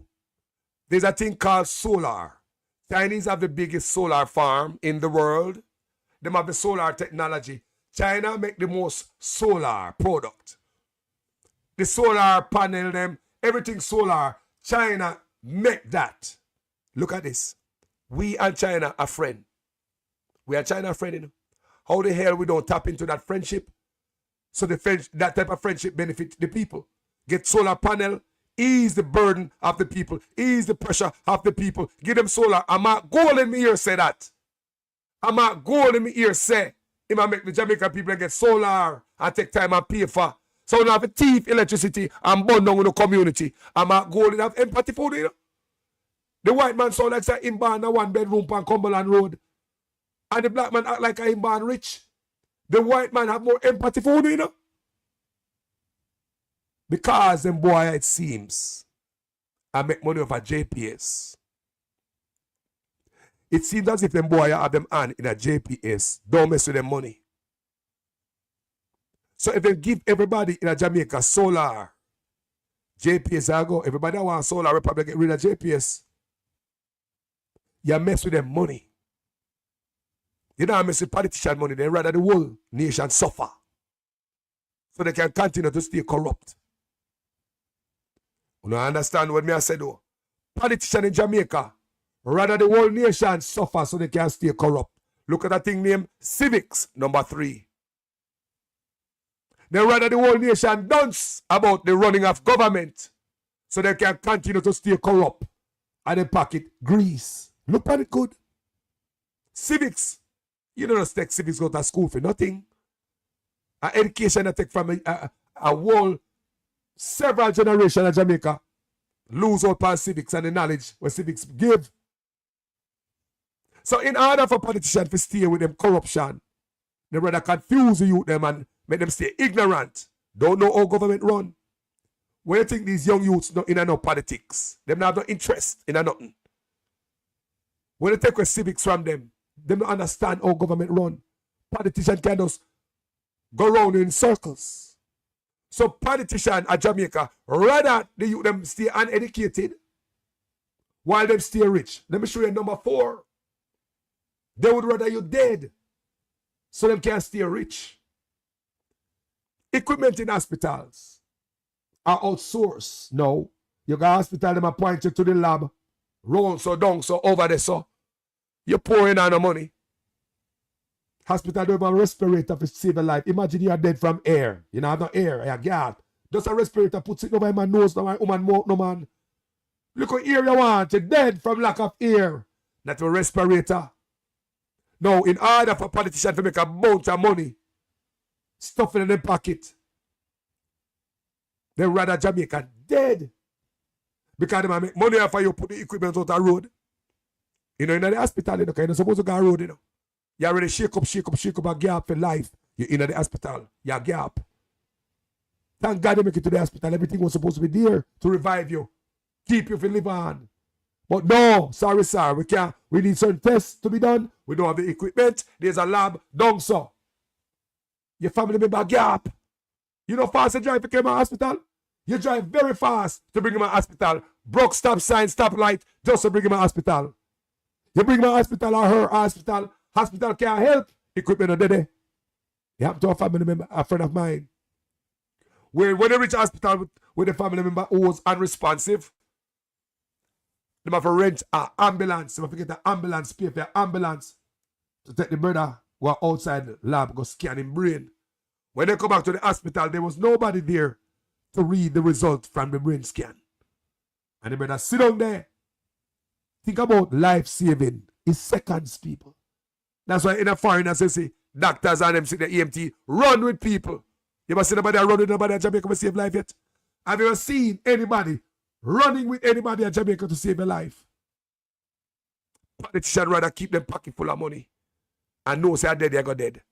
And then tough time come out there with a fake ass job fear to fool you like an idiot. And then shortly after that we hear say nurses graduate from nursing school can't get no job. And a couple of days later we hear say KPH closed down, A&E closed down, accident and emergency. People.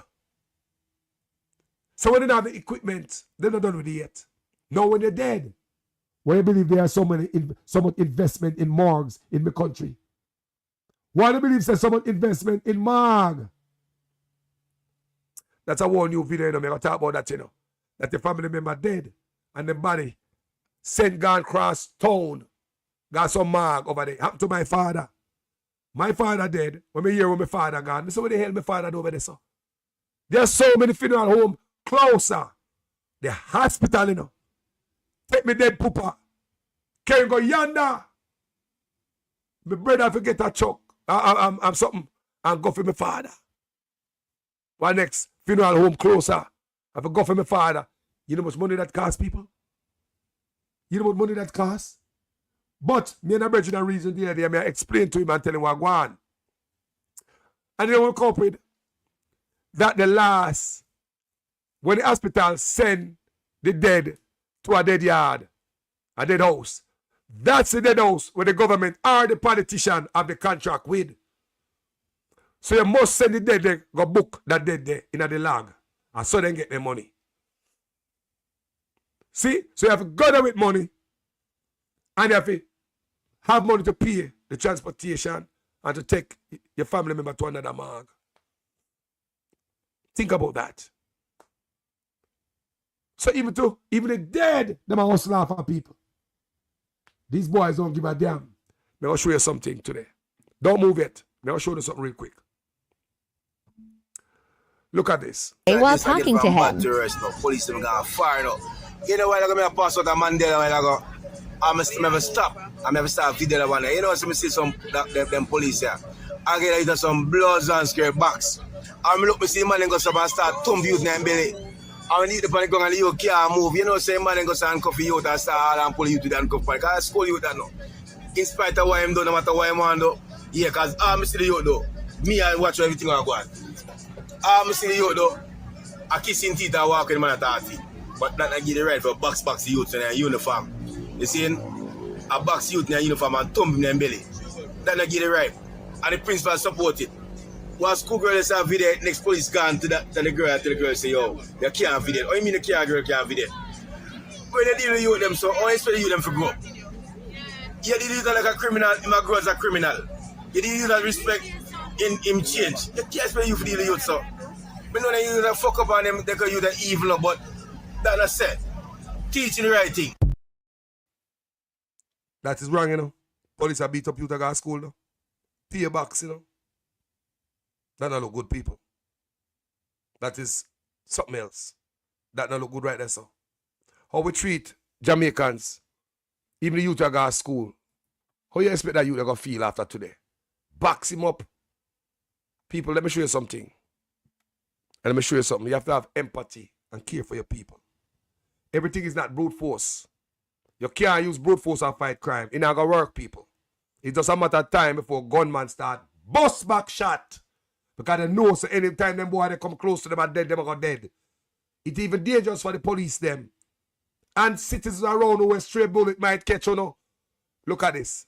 As days go by, Ibrahim Traoré is proving to be the modern-day Thomas Sankara. Unlike many prison systems worldwide, Burkina Faso's Baporo prison isn't built for punishment. It's built for rehabilitation. In Burkina Faso's open-air Baporo prison, inmates are gaining practical skills in farming and livestock rearing to prepare them for life after incarceration. Unlike traditional prison labor, which often exploits prisoners for corporate profit, Baporo allows them to sell only excess crops while keeping most of the produce for their own nourishment, an approach rooted in a 1986 policy introduced by Thomas Sankara. Now, President Ibrahim Traoré, who many see as Sankara's ideological successor, is reviving this revolutionary model for justice and rehabilitation. You see that, people? So prisoner just sit down in a prison. Nah, do nothing. And that shave off time off of them and sentencing two people. Them what me say? That shave off time off of them sentencing two and them learn. So they come out back in a society, them learn about farming. And them can come back and feed them family. Yeah? And be good in a society instead of coming back to be a criminal. When I see it, I say, you know what? We as Jamaican need to start figure a way out. Too much men go out and go in and go out and go in a prison. Now learn nothing, people. Saudi Arabia offered to build 200 mosques in Burkina Faso. President Ibrahim Traoré probably chuckled and said, "Thanks, but no thanks." Instead of adding more places to pray, he suggested something a bit more practical. How about schools, hospitals, or businesses that actually help people? Imagine a Burkinabe citizen walking into a brand new mosque, hungry and jobless. praying for food, when what they really need is a job. Traoré basically told the Saudis, "We appreciate the thought, but we'd rather have opportunities, not just sermons." Now that's a leader who understands that you can't pray away poverty. You need action. You see, Mark Golden said about teach Marcus Garvey philosophy in the school. Bring it in the school. Never been in the school before. Cause no black man ever thought about promoting Marcus Garvey in our education system or teaching in a school. The white man is more blacker than the black leader. Listen what happened again. Saudi Arabia offered to build 200 mosques in Burkina Faso. President Ibrahim Traoré probably chuckled and said, "Thanks, but no thanks." Instead of adding more places to pray, he suggested something a bit more practical. How about schools, hospitals, or businesses that actually help people? Imagine a Burkinabe citizen walking into a brand new mosque, hungry and jobless, praying for food, when what they really need is a job. Traoré basically told the Saudis, "We appreciate the thought, but we'd rather have opportunities, not just sermons." Now that's a leader who understands that you can't pray away poverty. You need action. Saudi Arabia, you know, said they might come build 200 mosques in a place where hungry people there want help. The man said, what the hell? Can you imagine? You know, say I come build school, hospitals, you know. You know, I can set that up. You come talk about pray. Hungry man, you're hungry, you pray to God for send the food. And that the man say, you know. Make you listen one more time, can it make sense your fast? Saudi Arabia offered to build 200 mosques in Burkina Faso. President Ibrahim Traoré probably chuckled and said, "Thanks, but no thanks." Instead of adding more places to pray, he suggested something a bit more practical. How about schools, hospitals, or businesses that actually help people? Imagine a Burkinabe citizen walking into a brand new mosque, hungry and jobless, praying for food, when what they really need is a job. Traoré basically told the Saudis, "We appreciate the thought, but we'd rather have opportunities, not just sermons." Now that's a leader who understands that you can't pray away poverty. You need action. So, family, you hear that? A man who I think. That's a man who I think, people. That's a man who I think right there. So they hear that. So man, when a man I think real good. Feed people them. Saudi Arabia, nah make nobody exploit him. Him knows he's African, you know. Him not a fool. The man serious about colonizers in them country. Them serious. Said they want a white colonizers and Chinese colonizers. Them serious people. He said, "Now sell no colonizers his land." You never know. Stay there. You know, sell the land, people. You don't get the land for buy it. Maybe we Jamaicans might go get piece of land, but him serious about him place, people. Him serious. Jamaica are gonna need somebody who love the people them. You hear me say, people? All that take is love, you know. But hold on there before me left. May I read something for the quick. Mark Golden budget. We have to do it on the next video. We have to come back and talk to you later about Mark Golden budget. 5 o'clock, may I come back? 5 o'clock, Mark Golden did a press conference, people. I'll be back here 5 o'clock. Mark Golden did a press conference where he give it to them, or he's going to pay for this and how he's going to pay for that. His budget is going to cost you less in the billions opposed to the trillions. And they show you how the Liberal Party I put money in the budget, it look like for themselves. I don't know what they do. It look like the Liberal Party have fatten up the budget for them themselves. People never hear it. Mark Golden budget. In the paper. Mark Golden budget. People can him show you how him going to finance stuff, people. Yeah, man. Me soon come back. Because me really want to do the story about Mark Golden budget. More have to play it. Me talk about press conference. Mark Golden have a press conference today, you know. I know we never know because we wait for the Rubio press conference with Andrew Holness. So we never know say Mark Golden have a solid press conference to the people. Long time we need something like that. Because they were addressing flavor lies yesterday in the parliament. So Mark Golden come today with receipt. How am I going to pay for the things them? And Mark Golden budget is way cost the country less. It's billions, not trillions. gentle people. Yeah? It's not trillions like it's 1.25 trillion budget flavor that talk about. 1.25 trillion. And golden budget proposal would cost 23 billion. That is way less, man. That is way less. People, look, maybe I'll read a little piece of that for you. Because it's very important.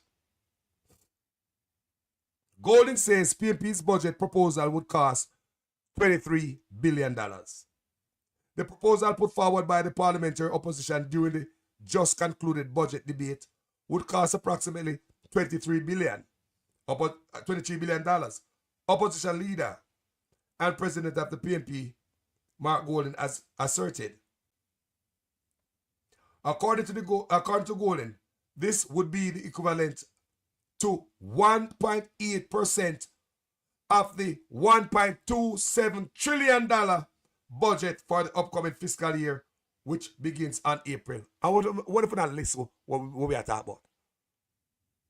Mark budget would have cost taxpayers, and Andrew Holness can't do maths. None of them can do maths like Mark Golden.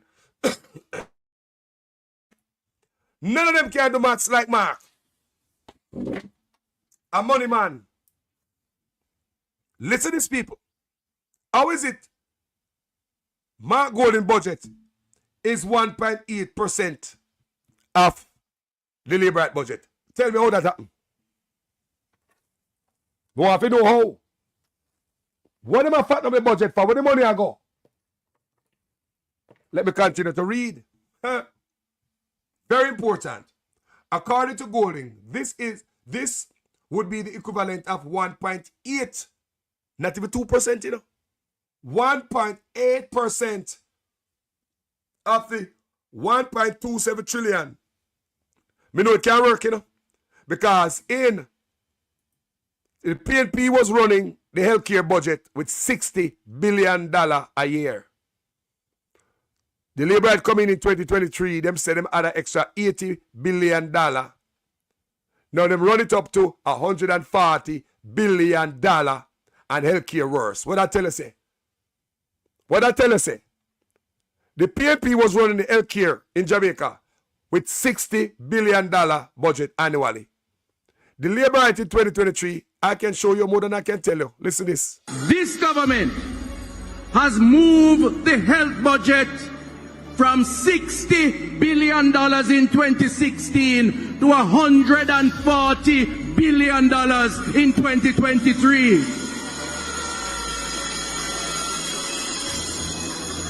You would ask the Jamaican people, what have we gotten so far for this increase in budget? So to see for yourself. So for them budget is over. It's so much money spent. And you know, sit down under the Labour Right. Why is Mark Golden budget is not even 2% of the Labour Right budget? Why Mark Golden budget proposal is less than 2% of these trillions what them are talking about? Let's read again. According to Golden, this would be the equivalent to 1.8% of the $1.27 trillion budget for the upcoming fiscal year, which begins on April 1st. He was pushing back at an assertion by Finance Minister Favour Williams in Parliament on Tuesday that the proposal posted by the opposition, or what she called the PNP's implied budget, would cost approximately $48.8 billion. Woman, they lie, you know. However, Golden and other PNP officials dismissed the claim by Williams as misleading and political gimmickry. PNP spokesman on education, Senator Damian Crawford, said the 1 meal per needy student in primary and secondary schools would cost $9.7 billion. The PNP is also estimating that the annual cost for phasing out the asset tax would be $2 billion. The cost of the income tax waiver to small businesses would be $1 billion. And that funding tertiary tertiary education for the first university student in the family would cost $3.9 billion. You see that, people? So Mark Golding proposal, budget proposal, would cost $23 billion. 1.8% of the Labour Right proposal. So when you hear that, you say, how that? How can Mark Golding? How can that run the country effective? What am I talking about? How? But when I hear this, This government has moved the health budget from $60 billion in 2016 to $140 billion in 2023.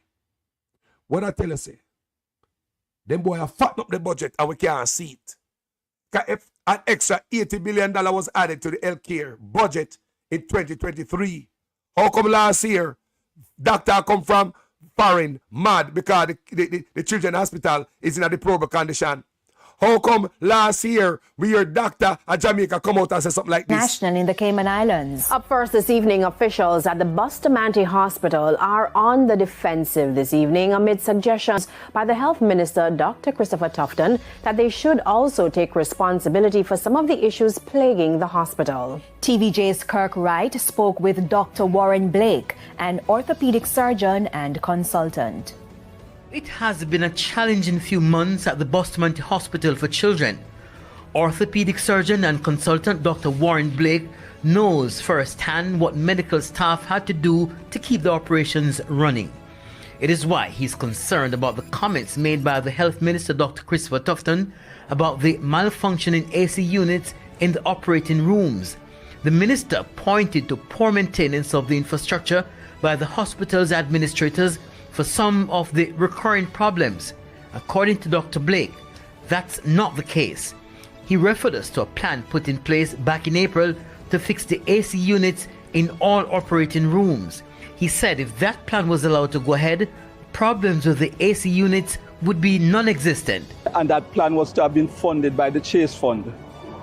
The administration of the hospital was well involved in this, and when they sent to the ministry to get permission was denied. And the minister needs to also address the reasons why the permission was denied to go ahead with the plans earlier this year to fix the hospital. And it's because of this denial that's part of the major reason why we don't have any operating theatre functioning properly at the Children's Hospital at this time. As it relates to suggestions that patients can do operations at the university hospitals of the West Indies, Dr. Blake says it's easier said than done. In fact, one of our patients who were on the list for the mission was in fact sent to the university hospital to try and get her done through the hospital. She returned to us when she got an invoice for $1 million. We were told that the invoice would probably have been waived, but when the mother faced with an invoice like that, she didn't want to go through all the problems to get the invoice waived, so she came back down to Bustamante Hospital. Dr. Blake says for months now, he has had to be cancelling major surgeries because of problems with the hospital's AC unit. At the press conference, Minister Tufton also said it was difficult to get persons to maintain equipment. Dr. Blake stated the reason why contractors are reluctant to carry out servicing at public hospitals. None of the suppliers want to maintain their equipment because they don't get paid. And if they do get paid, they get paid very late. So the ministry is looked upon as a very bad creditor. Kirk Wright, TVJ News. Gentle people, when you hear that? After an extra $80 billion was added to the healthcare. That's last year, you know. 2023, extra $80 billion added. And in 2024, Dr. Ball and the foreign doctor come to Jamaica for work on the young girl's spine. Who remember that, the 11-year-old spine? The doctor so angry, come out in the media, discussed about the condition of the hospital. Where is the $80 billion? Anybody know? No wonder Mark Golding's budget is less than 2% of this criminal budget. Because the PNP was running. Anyway, people, we are going to Mark Golding press conference. We are going to play a piece of it, the audio, and yes, so me look on Dayton Campbell and Damian Crawford, Mark Golding, and firebrand them up here, so. Make we hear them say about the budget. This is the press conference today from the PNP. Make we hear as much as we can hear people. Very important.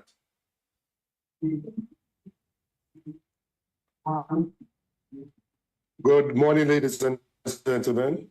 Welcome to the post-budget press conference of the People's National Party. Welcome to members of the media, those who are present here with us in person and those who are online, and to also other persons who are watching online. Today is a good day indeed.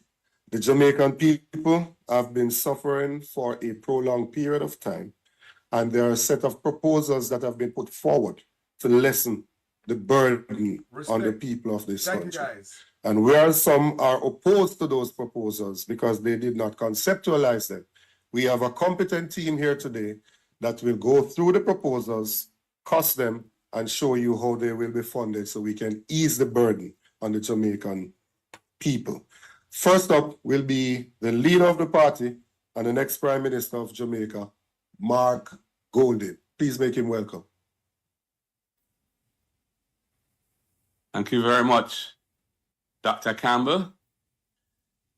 Greetings to everybody who is here, our members of the media, those who are watching online. It's indeed a pleasure to be with you today. So, in the just concluded budget debate, the opposition, People's National Party, through our spokesperson for finance, Julian Robinson, and myself, put forward our vision for the first term of office of the next PNP government.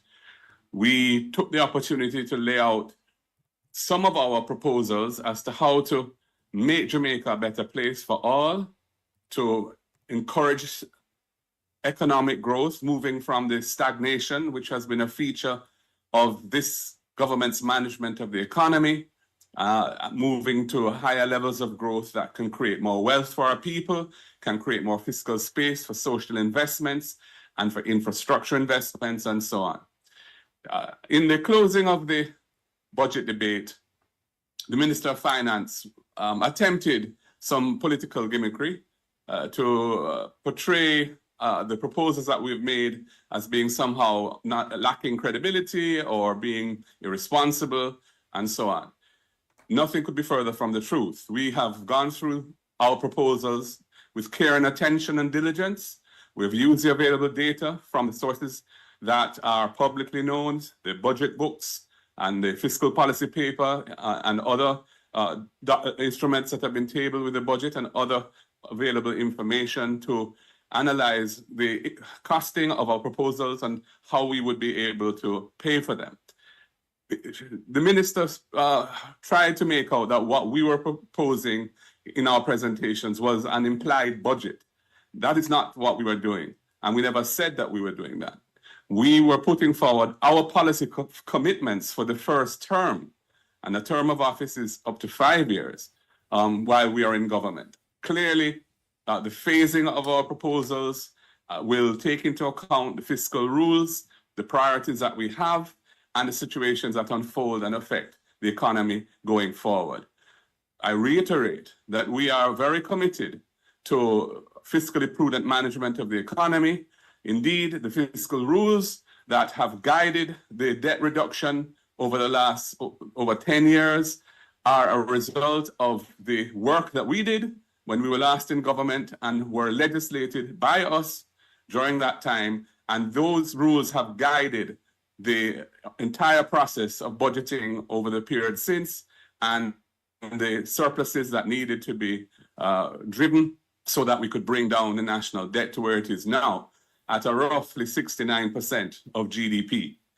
But everyone, I think, accepts that having managed to grapple with the debt monster and tame it and bring it under control, we need to now pivot. We need to now move forward in a new way so that we can start to take the economy in a direction that can deliver for the Jamaican people and provide solutions to the deep problems that we face. And that is what our program is designed to do. So the question is, how is it to be funded? As you will see in the course of this press conference, we have come up with a series of ideas some of which would be paid for out of the budget in each year going forward, some of which would be paid for by the agencies which have the responsibility for those particular items. And the totality of the budget cost of our proposal based on our estimates is $23 billion annually. And that would be assuming that everything was rolled out from day one. And that does not include the 11.4 billion, which the law has as ending, the extraction of 11.4 billion from NHT, which the law has ending at the end of this coming fiscal year. So the year ending March 2026 is by law currently the last year that these extraction of resources, annual extraction of resources from NHT is allowed and authorized. So we have assumed that that will not be extended, and in any event, we do not intend to extend it. The government hasn't said what their position on that is, but the society as a whole, I believe, is not in favor of any further extraction of resources from the NHT to fund the budget. So we will be putting an end to that. So how will we pay for the $23 billion of expenditure that our programs aggregate to, and stopping the annual extraction of 11.4 billion from the NHT? First of all, as I've said, we have to comply with the fiscal rules, and the phasing and timing of the implementation of our proposals will be subject to compliance with those things. But it's very important to understand, first of all, that in this year's budget, which is roughly $1.27 trillion, there is $360 billion of what is described as discretionary expenditure.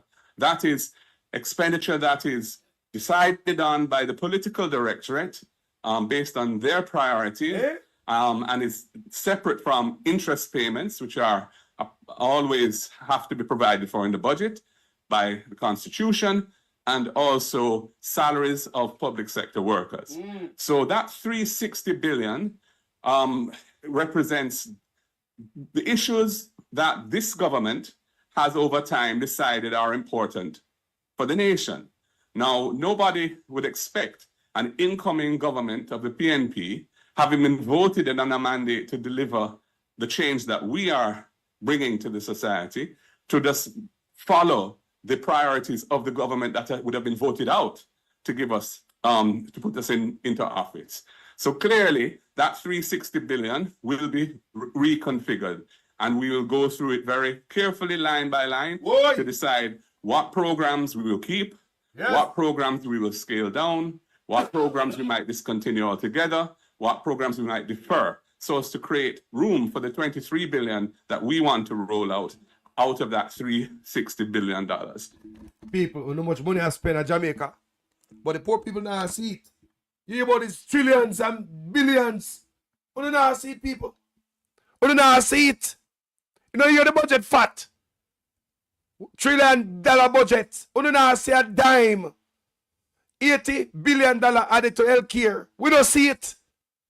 We need the plundering of Jamaica to stop. It seems as if the man them put money in the budget to buy more property. Fatten themselves. Them not stop people. Listen back going and you understand what I want. You listen. Thief in a guan. It look like. Secondly, it is important to note that as this document here shows, which is the government of Jamaica's fiscal policy paper, which is tabled nowadays with each budget, that was part of the transformational fiscal regime that we implemented when we were in office last, which requires this to be done. It has projections in it. And those projections show what the government is anticipating the revenues, expenditures, debt, inflation, all of the important parameters that affect the economy and affect the public financing, how those will be projected for the next 4 years going forward. In this document, they are projecting increasing revenues by about $240 billion over the next 4 years, just by virtue of nominal inflation, prices moving over time. Jamaica now our tax system is heavily weighted towards indirect taxation, which is a taxation on the value of goods and services, either imported or sold within the economy. So that 240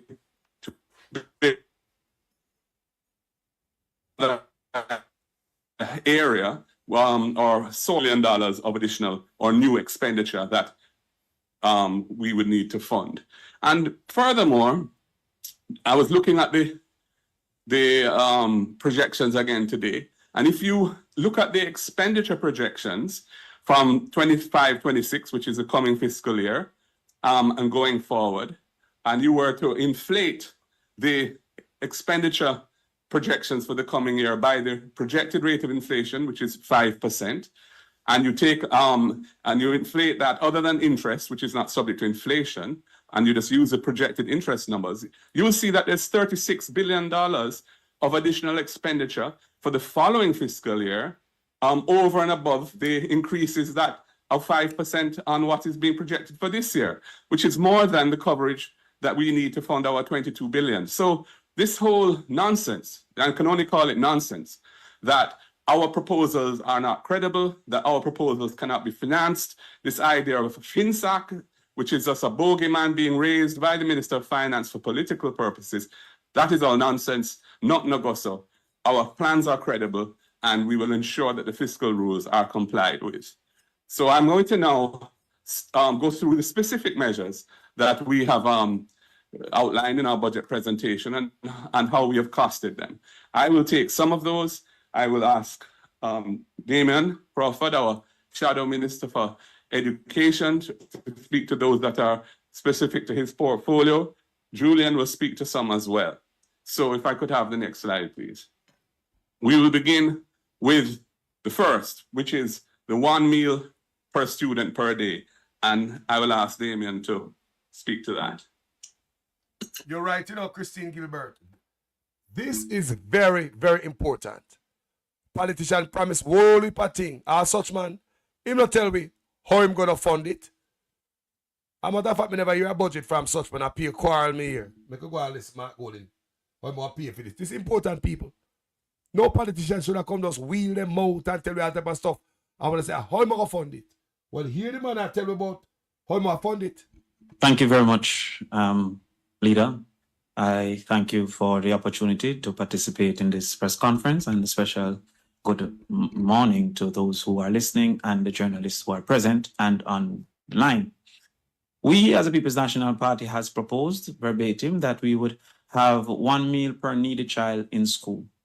It is confusing to us that the Minister of Finance, the past Minister of Education, would posit that that number of needy children would be 400,000, when currently they propose to feed 167,000 children.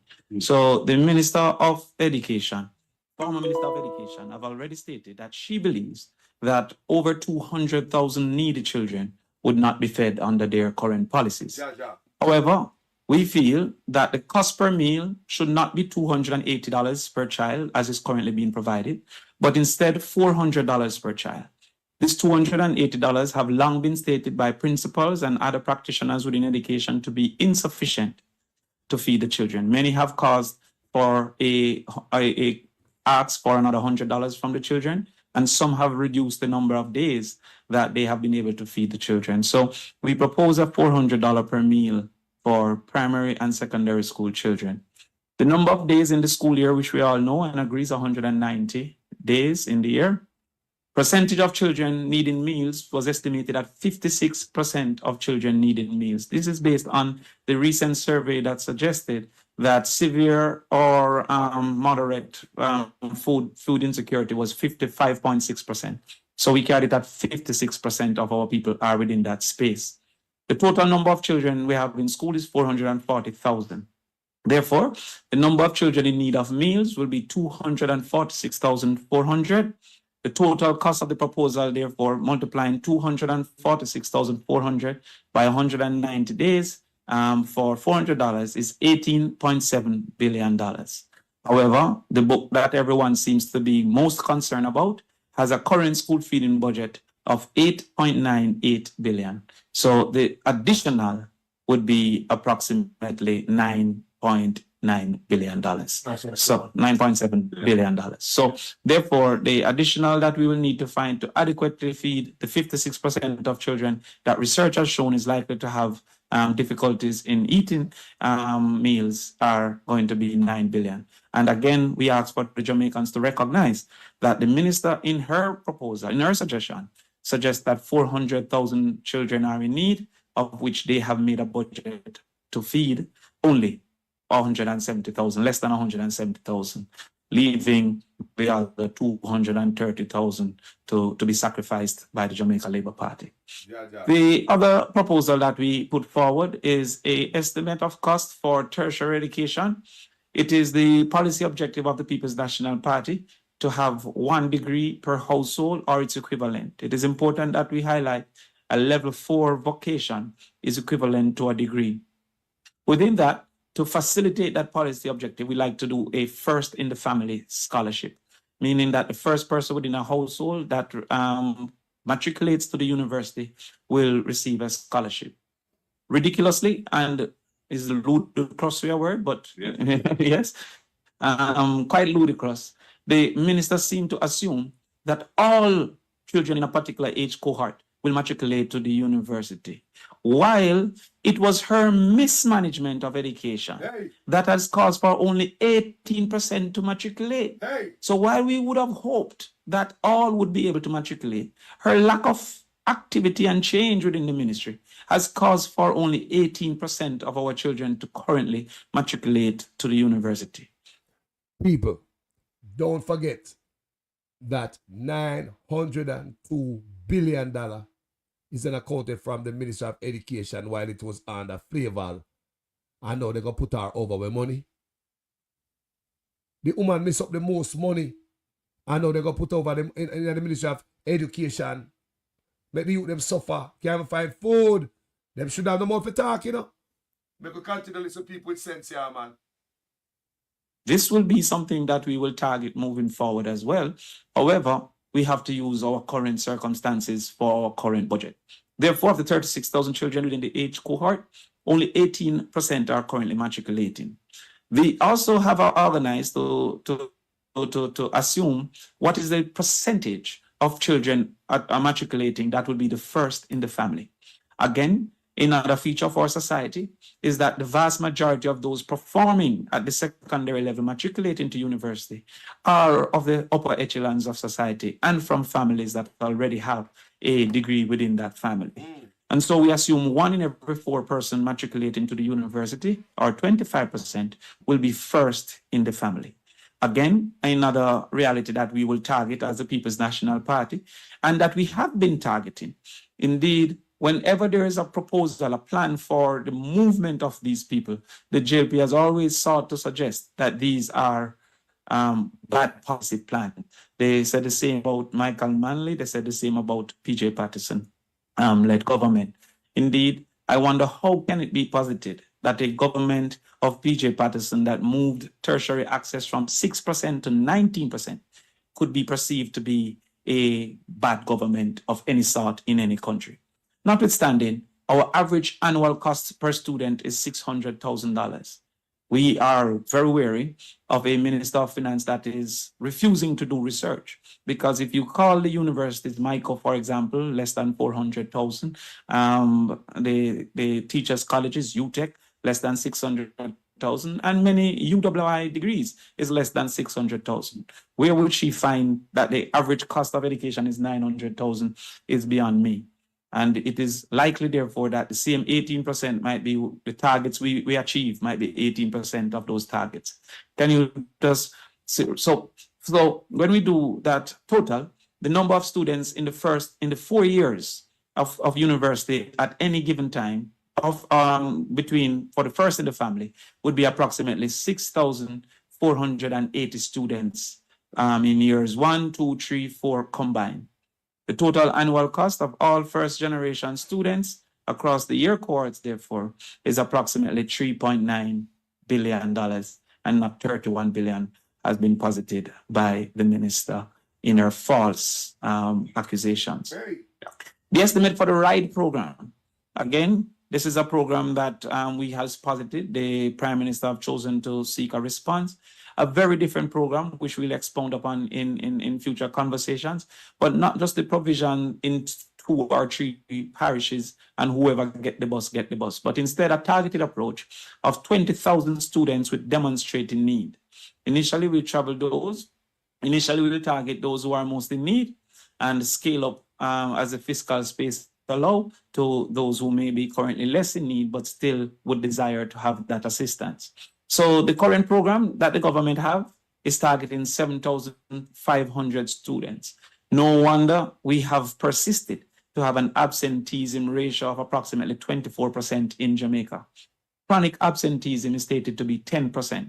So Jamaica in its entirety is operating under chronic absenteeism. Yeah. To help to fix that, we will target transportation, especially because we embrace school choice within this society. Yeah. The subsidy is up to $2,500 per week, depending on the cost of travel, and each student gets the benefit of up to this amount. 38 weeks for school per year. The initial annual cost, therefore, will be $1.9 billion. Of course, we would subtract from that what they currently have allocated for the 7,500, as they will be incorporated in this 20,000 persons. Thank you very much. And I think that we have satisfactorily stated that education is the hallmark of the People's National Party. Thank you very much. People, your bright people attack. Boy, I'm rather trusting with the purse here, man. Our country need to come back. No, sir? Thank you very much, Damien. So there you have it. We've costed our meal program, 1 meal per student per day. The RIDE program providing a subsidy up to $2,500 per week for 20,000 students. And the First in Family scholarships, which would reach over 6,000 students. And we've costed all of that out with the data that we have. I now move to agriculture. Hey. We have a proposal to establish an agricultural development fund. And we have looked at the average annual food import taxes levied, and we've applied a percentage to that. And we've arrived at a 2.5 billion annual amount, which is really from the existing tax base that we would specifically earmark for this agricultural development fund to give our farmers the support they need to be productive, to move forward. And that is within the envelope that we are able to fund, as I've said. I should mention that yesterday in Parliament, the government brought a bill to amend the GCT Act to remove GCT from food imports of fresh produce, vegetables and meats. And it was the intervention of the opposition that caused the government to suspend debate on that bill. And that, is important to note, because when that GCT is removed from those imports, any of those goods that compete with local domestic farmers are going to be have an advantage which they don't currently have now, and make life even harder for our farmers to survive. Wow. Next slide, please. Small businesses. I'm going to ask Julian to speak to this. Thank you very much. We proposed a waive of corporate income tax for new MSMEs that are establishing for the first 3 years. And we propose that we have made an allocation of $1 billion for this. If we got data from the Companies Office of Jamaica to look at the number of MSMEs, a number of companies that are established each year, and that is in the region of about 5,000 new companies per year on average over the last 3 years. Now, not every single company is going to pay taxes initially in their first year or necessarily make a profit. But we made an assumption that, let's say, 60% of them would actually make a profit. Based on that,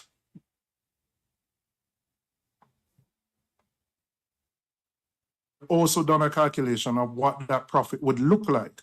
And so the loss or the impact.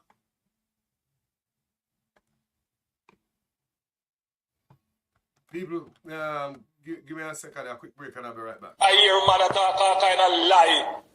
Oh, 20 million and 28 million. Lie. Me not take no salary increase. So my salary is what it was before. And I tell you something, I feel like just keep back to. Because he's a proud man, you know. Me don't like people tell lie for me.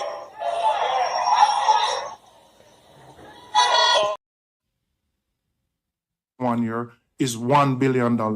Nowhere near the $11 billion that the minister has announced. And I want to remind the country why we're doing this.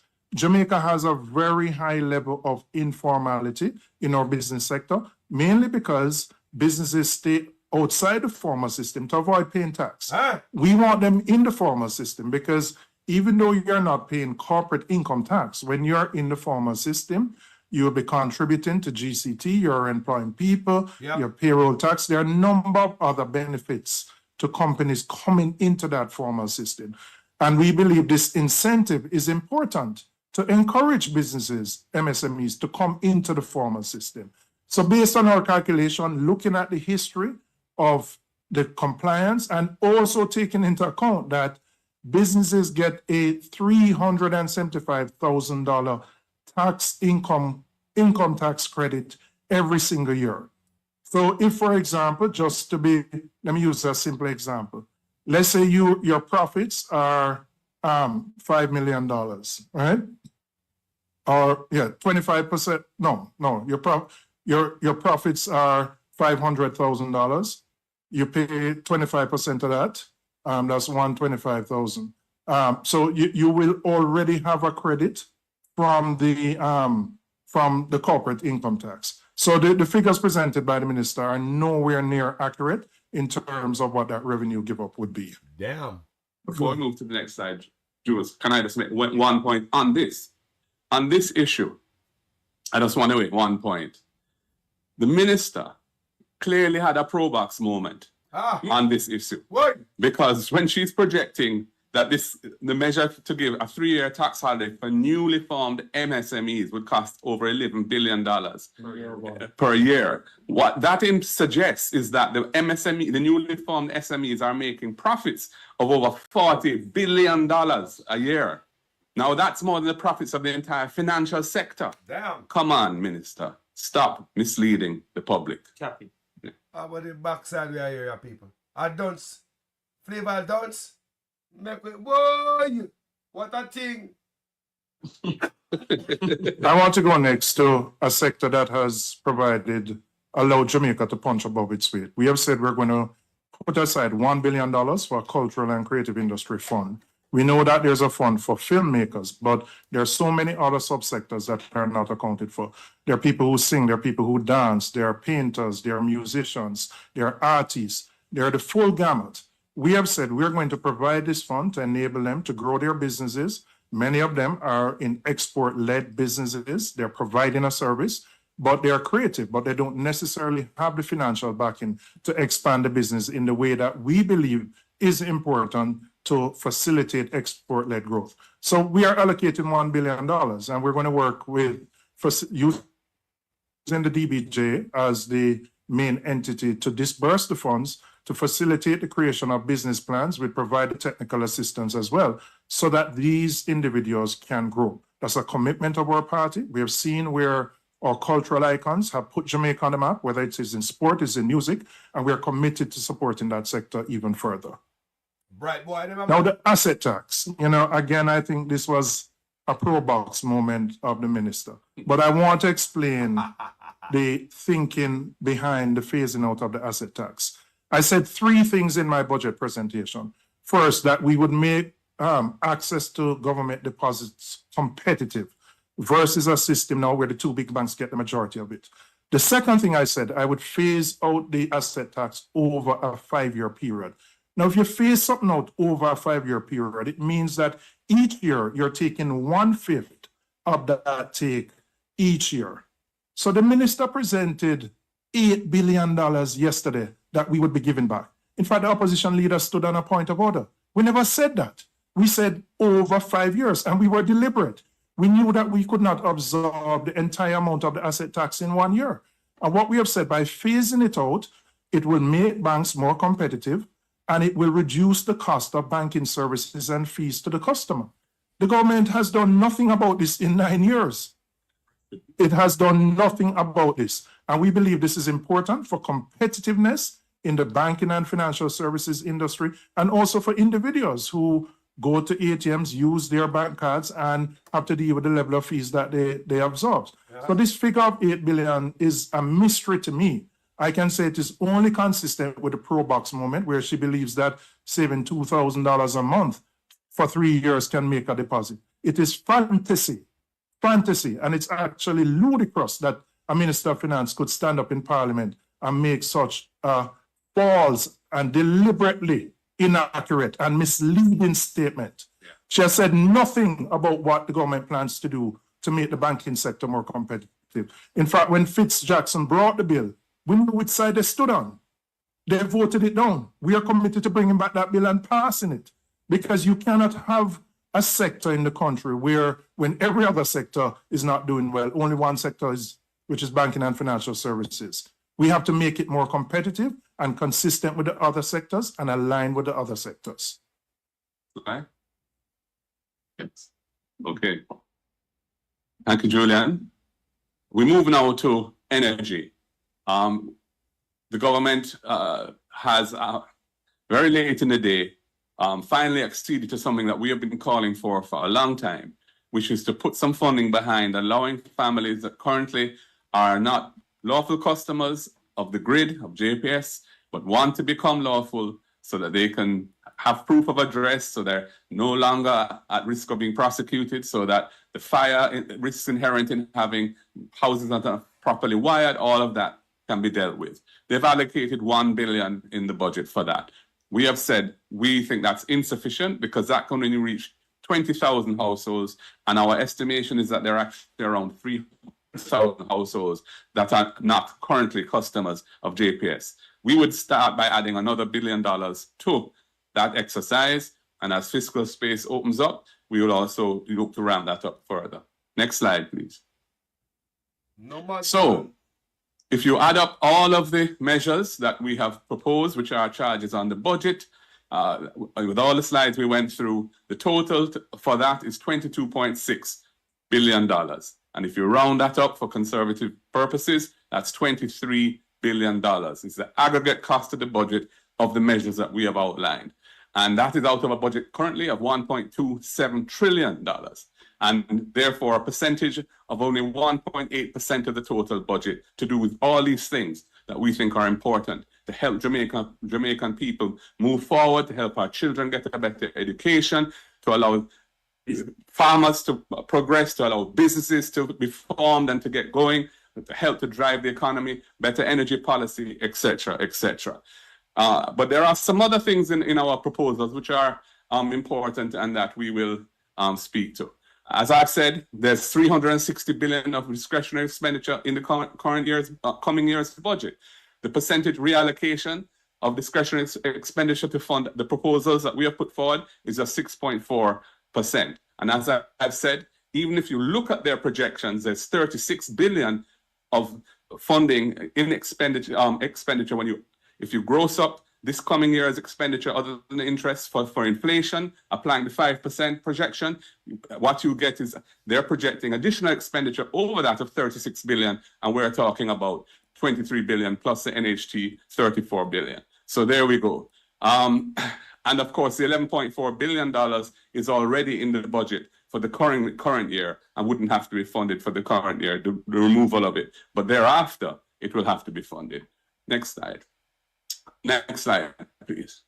Okay, so as I've said earlier, we will deal with the NHT revenue that we'll be giving up by giving up the $11.4 billion out of the incremental growth of revenues that is projected in the fiscal policy paper itself, $240 billion of additional revenue with no new tax measures over the next 4 years. Thank you. Next slide. We have some other proposals that we want to speak to. So as Julian in his presentation said that we want to have a special deal for our senior citizens when it comes to their water rate. We want to provide them with a flat rate. How do we do that? Simply put, we will look at their past consumption, we will average the last 3 years, and as long as it appears normal and that there were no leaks and so on, we will work out what their average consumption has been. we'll apply the normal rate to that and then give them a discount, and that will be their flat rate. And we'll monitor that as we go along to make sure it achieves our policy objective. Damn. Next item is the matching grant to businesses for training. That will be funded out of the HEART NSTA, which is a strong body that gets on every month, it gets flows coming in from employers, contributing to it. So it has solid resources and it can afford to do this matching program out of its resources without being a charge on the budget. No wonder HEART, they're not such man office. Why, like everything with money, they are not such man. Oh, no wonder why HEART in a such man office. That man have to come out of office. But burn the country, pay big money, matter boy, people not get it. Yeah, man. My God. Employment tax credit. This is an important thing because this is an incentive for employers to bring persons who are on contract work, informal forms of employment, which is an abusive measure as used by some employers, not all. We want to encourage them to bring those workers into formal employment so the workers get their full range of benefits that were hard won in the past, and many of those benefits were created for them by the People's National Party. And such man promised retirement scheme for the people in that 2020 election. And after the man win the election to rat it, almost all the workers in Jamaica turn contract worker. They will never be qualified for no benefit. Every 3 months, they have to sign contract. They will always be a temp worker. What a thing. Man, I work there for years, every 3 months, you have to sign contract. Exploiting the Jamaican people. My God. Thank you, Mark. Thank you for this. People have need it. And to enjoy those benefits. So the employment tax credit, we're proposing to move that from 30%, which is where it was when we introduced it back in the last PNP government, to 40%. We anticipate that to be a revenue positive measure, not a cost to the budget. Next slide, please, and I'll explain why. First of all, it will boost tax compliance by companies, which has been the experience so far with the ETC, the employment tax credit. And by formalizing employment, it will also bring more employee-related revenue to the government. Yeah. When the ETC was introduced 10 years ago, a significant growth in corporate taxes were experienced as a people. You're right, family. Such man I know the Mamatsia. Me never hear him talk like this before. None of them. No, sir. For Nigel Clark, God, me not hear about no figures and numbers. No, sir. And what is here? Of that tax incentive. It's one of the things that from time to time one has to point out, that actually a properly designed tax incentive can in fact increase revenue by changing behavior in ways that generate more revenue. And we anticipate that that will be the case with this ETC measure. And we want to give the employers this incentive because we want to regularize employment across Jamaica. So we don't have so many workers in Jamaica not getting the benefits that are intended for them, leave with pay, etc., etc. And the other one, of course, is the deposit fund for young people up to 35 years old who want to buy a house but can't afford a deposit. The $1 billion that's allocated for that, so they can get grants towards their deposits of up to $500,000. Wow. And that will be funded out of the NHT itself. That will not be a charge on the budget. And of course, by discontinuing the extraction of resources from the NHT of $11.4 billion a year, the NHT will have significant additional resources to do all the various things that we have. People, money they there. Money they there, but the people them nah get it. And you just go around the people them, let him friend them money, okay, money got SSL go put on, take $11.4 billion out of it every year. What my goal in a proposal of people is for the people. You see the man budget is for the people to lift up Jamaicans again. Such man not think about to the people. Remember me not PNP, no? And me not labor right.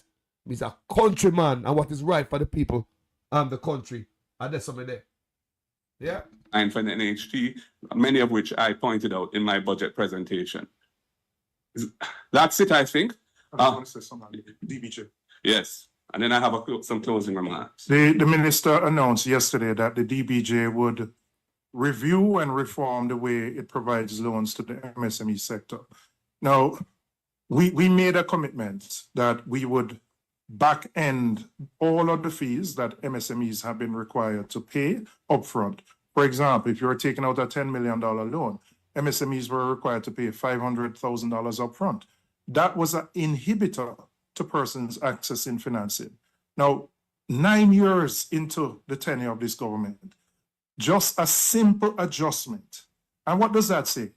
Have they been listening to the business sector for 9 years? Wow. The MSME sector has been calling for this adjustment. It costs the government nothing. You know how many times we sit at Standing Finance and we see monies that have been sent to the DBJ coming back unused? Wow. Because people can't access it because of the onerous conditions. So belatedly, after pressure from our commitment and from the sector, 9 years later, this government has decided to make this adjustment. Is 9 years too late? Yeah. Can you imagine how many businesses could have accessed funding to grow, to pay more taxes, to build more products and services and make the economy improve? And you wait 9 years to do this? Them not ready. No, Them just not ready. Real talk. They're ready. Yes. Thank you. Thank you, Julian. Well said. So, 23 billion of tax measures and the elimination of the extraction of resources from the NHT to fund the budget. Yep. Totaling 23 billion plus 11.4, 34 billion. Incidentally, if that could ruin the economy, let's look at the 1.5 that they introduced in 2016, which cost $32 billion and which they've held up as a great achievement. They didn't misrepresent it when they presented it to the country in that election because they said it wouldn't cost anything. It ended up costing $32 billion, which they had to impose taxes to pay for that 1.5. So when you look at our measures, it's comparable in amount. It will not have any ruinous effect. To the contrary, it's going to push the country towards growth. It's going to push the country towards social cohesion, a better Jamaica, and it will pay for itself. We're being very conservative in looking at this because we haven't assumed any growth in excess of what's projected. The 1%, the measly 1% per annum growth that they are projecting for the next 4 years in their fiscal policy paper. So the message is simple. The government that we have is one of gimmicks. It's one of misrepresentations. It's one of alarmists. Instead of taking the time to focus on what they could do for the people and how to make the budget work for the people, they again wanted to score headlines at the expense of the people. PR. The PNP is about balancing budgets, yes, and balancing lives too. Yep. Unlike the current administration, we delivered plans with people at the center, not gimmicks, and we haven't regurgitated empty promises of the past. They are a government that has made promises which they haven't kept. No fixed term elections, no grand referendum on issues to do with all sorts of issues that they had promised, etc., etc.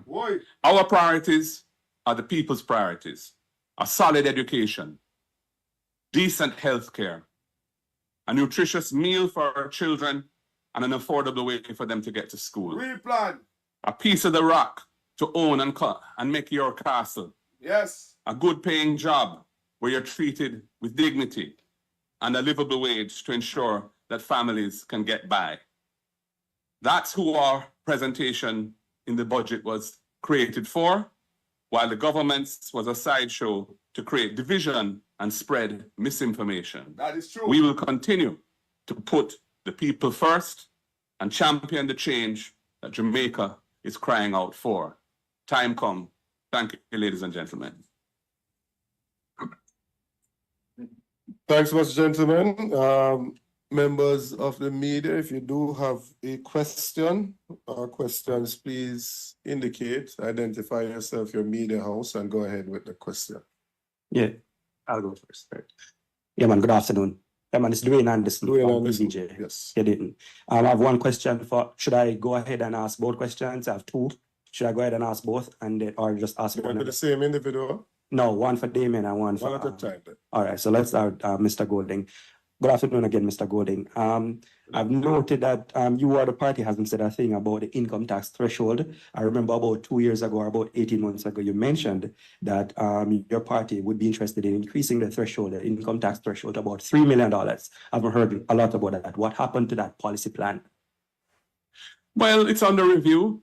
At this time, there have been some increases in the threshold, and we've seen the costings of it.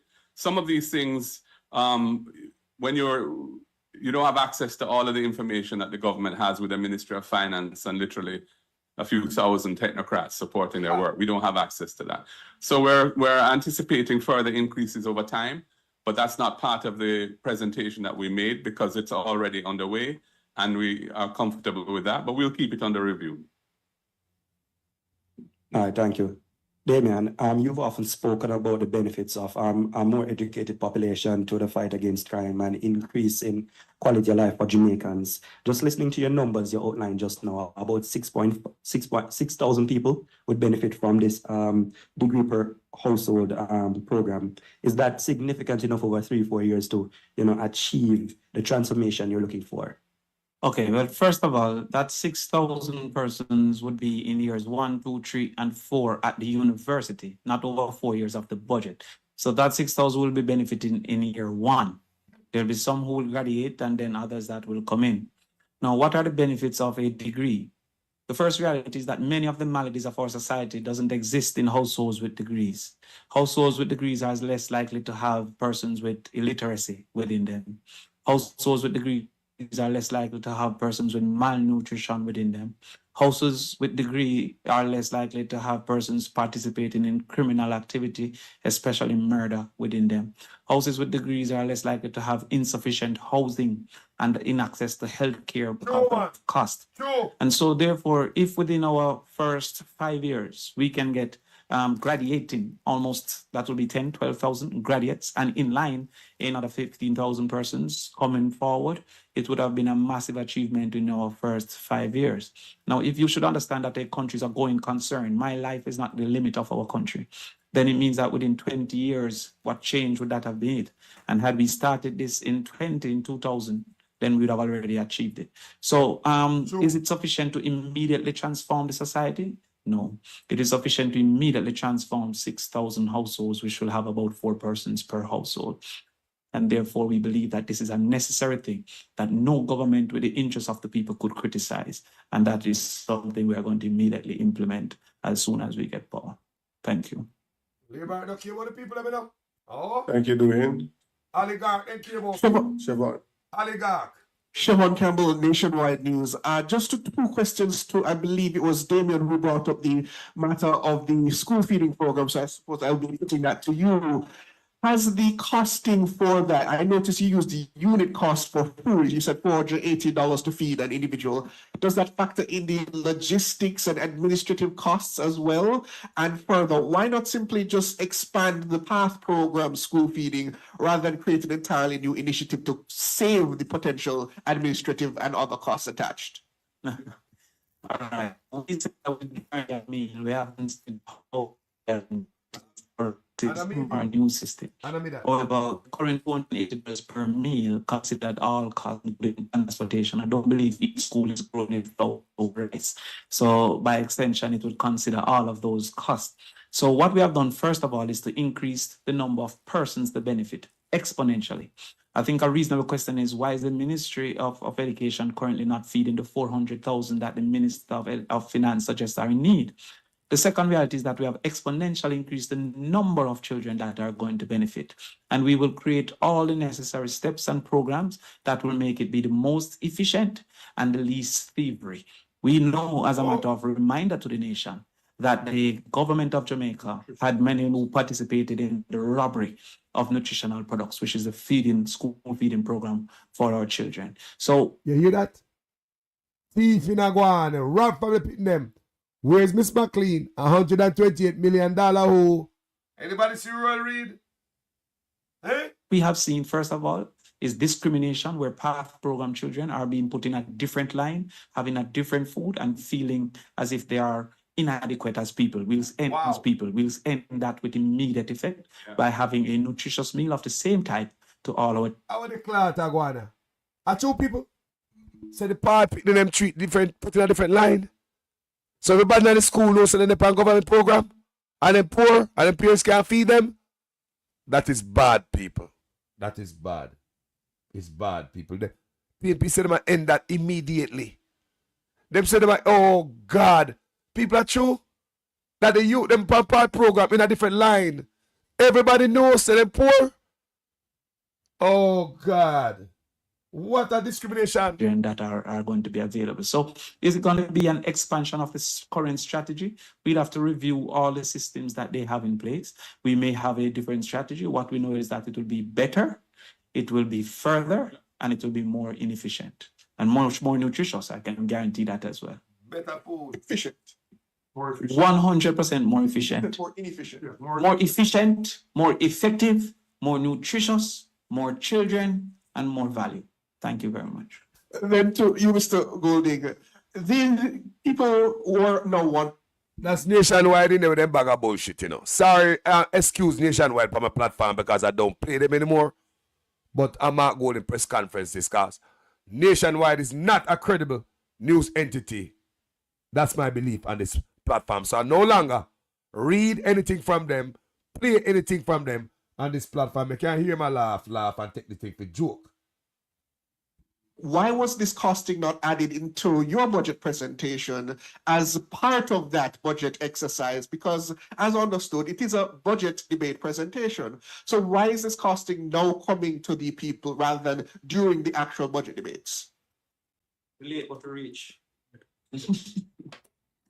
The presentation I made was quite comprehensive. It covered a lot of different things. There were other areas that I would want to touch on, which I didn't want to make it too long. The Prime Minister spoke for nearly 5 hours, I think. I didn't think that was appropriate. So, you know, we didn't put in costings because we didn't feel that that was necessary in the presentation itself. We weren't producing a budget. This is what I think is very important. The Minister said it was an implied budget we were presenting. That's not the case. We are presenting our policy priorities for our first term in office. We know how to, we have costed them, as we've explained today. How they break down. 23 billion is our estimate for all of the things that we have put forward as a charge to the budget. Some of the other things will be paid for by the public bodies which relate to those things. And then there's the NHT, which we're going to stop the extraction of resources from. The government has not said the cost of the capital allowances, which was one of the revenue measures that the minister announced in her budget presentation. She has said that land and buildings and equipment for companies, they're going to get an accelerated capital allowance. There was no costing attached to that in her numbers. That is very irresponsible.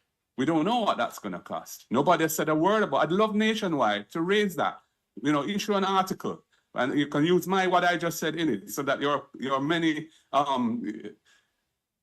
clientele who would listen to you would be happy to hear that, I'm sure. Not so many, but you know, no doubt loyal to you.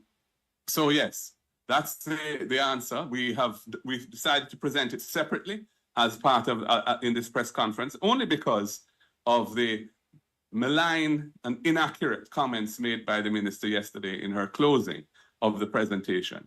We are in opposition, and we put forward ideas and proposals, and we cost them with the benefit of the information available to us, which of course is significantly more limited than what's available to a government. But because of the transparency of the fiscal rules and the fiscal responsibility framework, which we put in place, we at least have revenue estimates, which we never used to have, a fiscal policy paper with projections, which the minister has to sign off on. So she can't tell me that she never meant what she said in here. She signed it. So that is what we have been using in order to deliver. You hear what the man I say? PNP serious part thief in money, you know. Oh, no, so Mark's Golden, so sit to me and talk about the Criminal Court of Justice. Oh, don't read that. The Hague, where, and I read and talk about Noriega, crime against humanity. For anybody who commit crime against humanity, so your liberator go on and kill half the people, them. You know, you Mark Golden talk about it. The Court of Justice. Let's stay there. Hey, Mark, holding a covered with fire. The costing of our proposals. Liver. Yeah. Yes. Well, Siobhan asked one of my questions, so I'll only ask one. You said yesterday in Parliament that what you've presented, the proposals that you presented, are programs that are going to be implemented over the life of the People's National Party government. Yeah. Can you tell the people of Jamaica what programs you intend to implement in year 1, year 2 going forward? Just can you give us an idea of what are you going to prioritize year 1? Yeah. And Yes, so based on the budget as presented by the government, which is going to be the budget that we inherit when we form government, that budget is already going to be in effect because it will be passed on Friday in the Senate and the next fiscal year starts next week, Tuesday. So it will be the budget that we have to work within initially.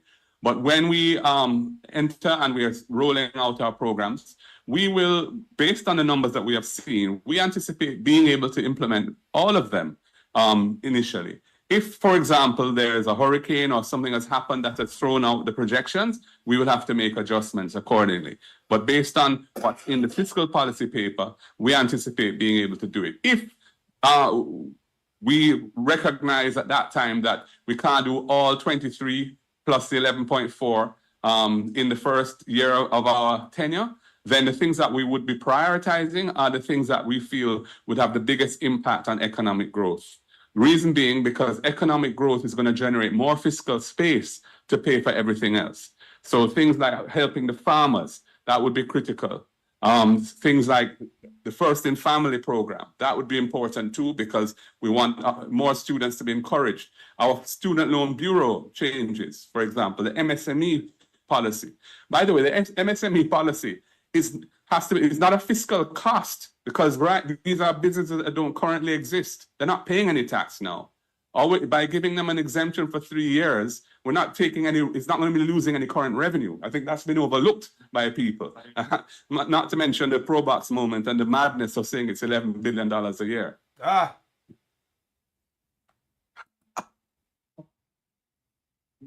Okay. You're right,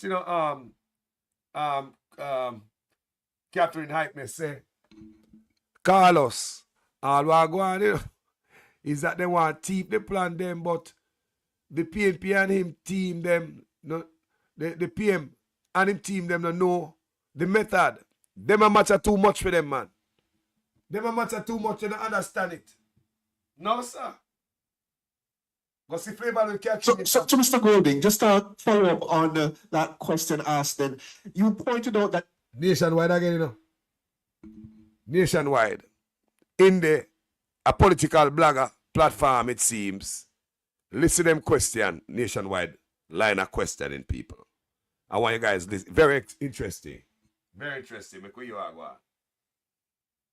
Obviously, your priorities will not be the same as the government currently in power. And certainly there's things that you don't have access to in terms of information, but clearly you should, as you see in opposition, see areas where the government has put their priorities that you feel can be deprioritized to implement your programs. What would be those areas? I don't want to comment on that now because we have to look at every line item when we come into office carefully. And there are some things that we may defer.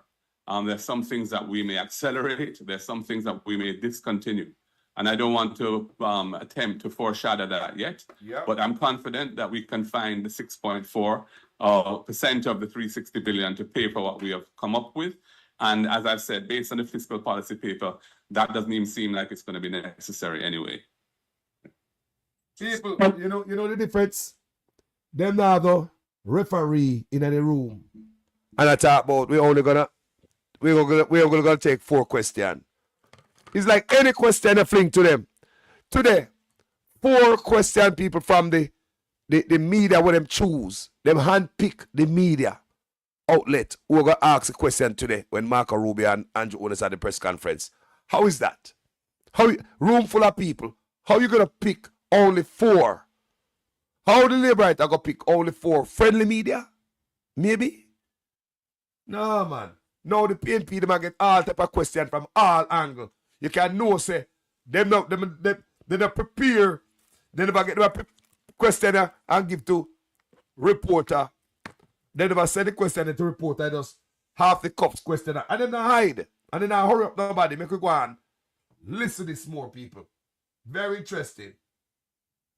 For me, the Prime Minister and the Finance Minister hammered home this matter of what FinSAC did in terms of the impact on the country's debt and your potential role in that debacle in the 1990s. Do you accept that narrative as put forward? And do you feel that FinSAC, as it played out in the 1990s, was damaging to the Jamaican economy?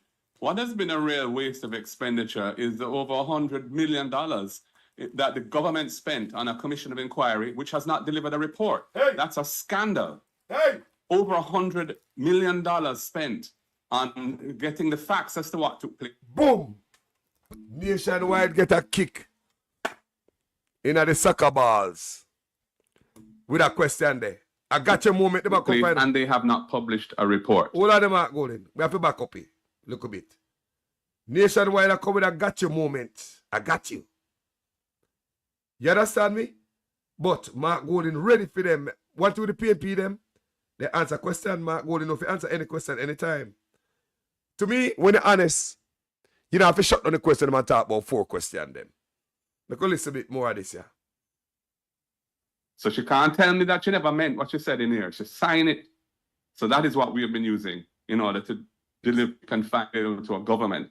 But because of the transparency of the fiscal rules and the fiscal responsibility framework, which we put in place, we at least have revenue estimates, which we never used to have.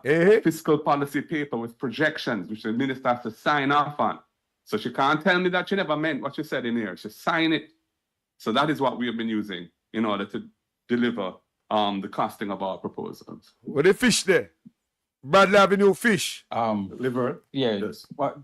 Siobhan asked one of my questions, so I'll only ask one. You said yesterday in Parliament that what you've presented, the proposals that you presented, are programs that are going to be implemented over the life of the People's National Party government. Yeah. Can you tell the people of Jamaica what programs you intend to implement in year 1, year 2 going forward? Just kind of give us an idea of what are you going to prioritize year 1? Yeah. And yes, so based on the budget as presented by the government, which is going to be the budget that we inherit when we form government, that budget is already going to be in effect because it will be passed on Friday in the Senate and the next fiscal year starts next week, Tuesday. So it will be the budget that we have to work within initially.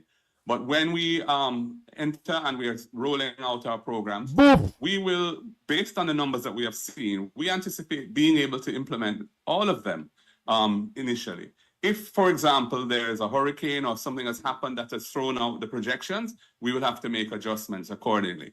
But based on what's in the fiscal policy paper, we anticipate being able to do it. If we recognize at that time that we can't do all 23 plus the 11.4 in the first year of our tenure, then the things that we would be prioritizing are the things that we feel would have the biggest impact on economic growth.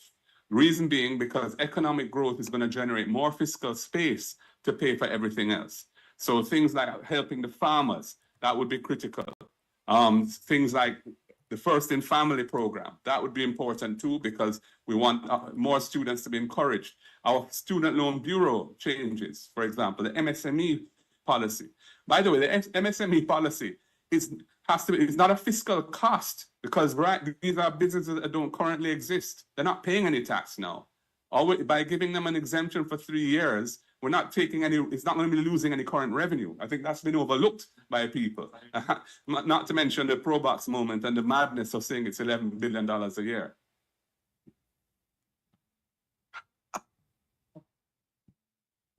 Okay.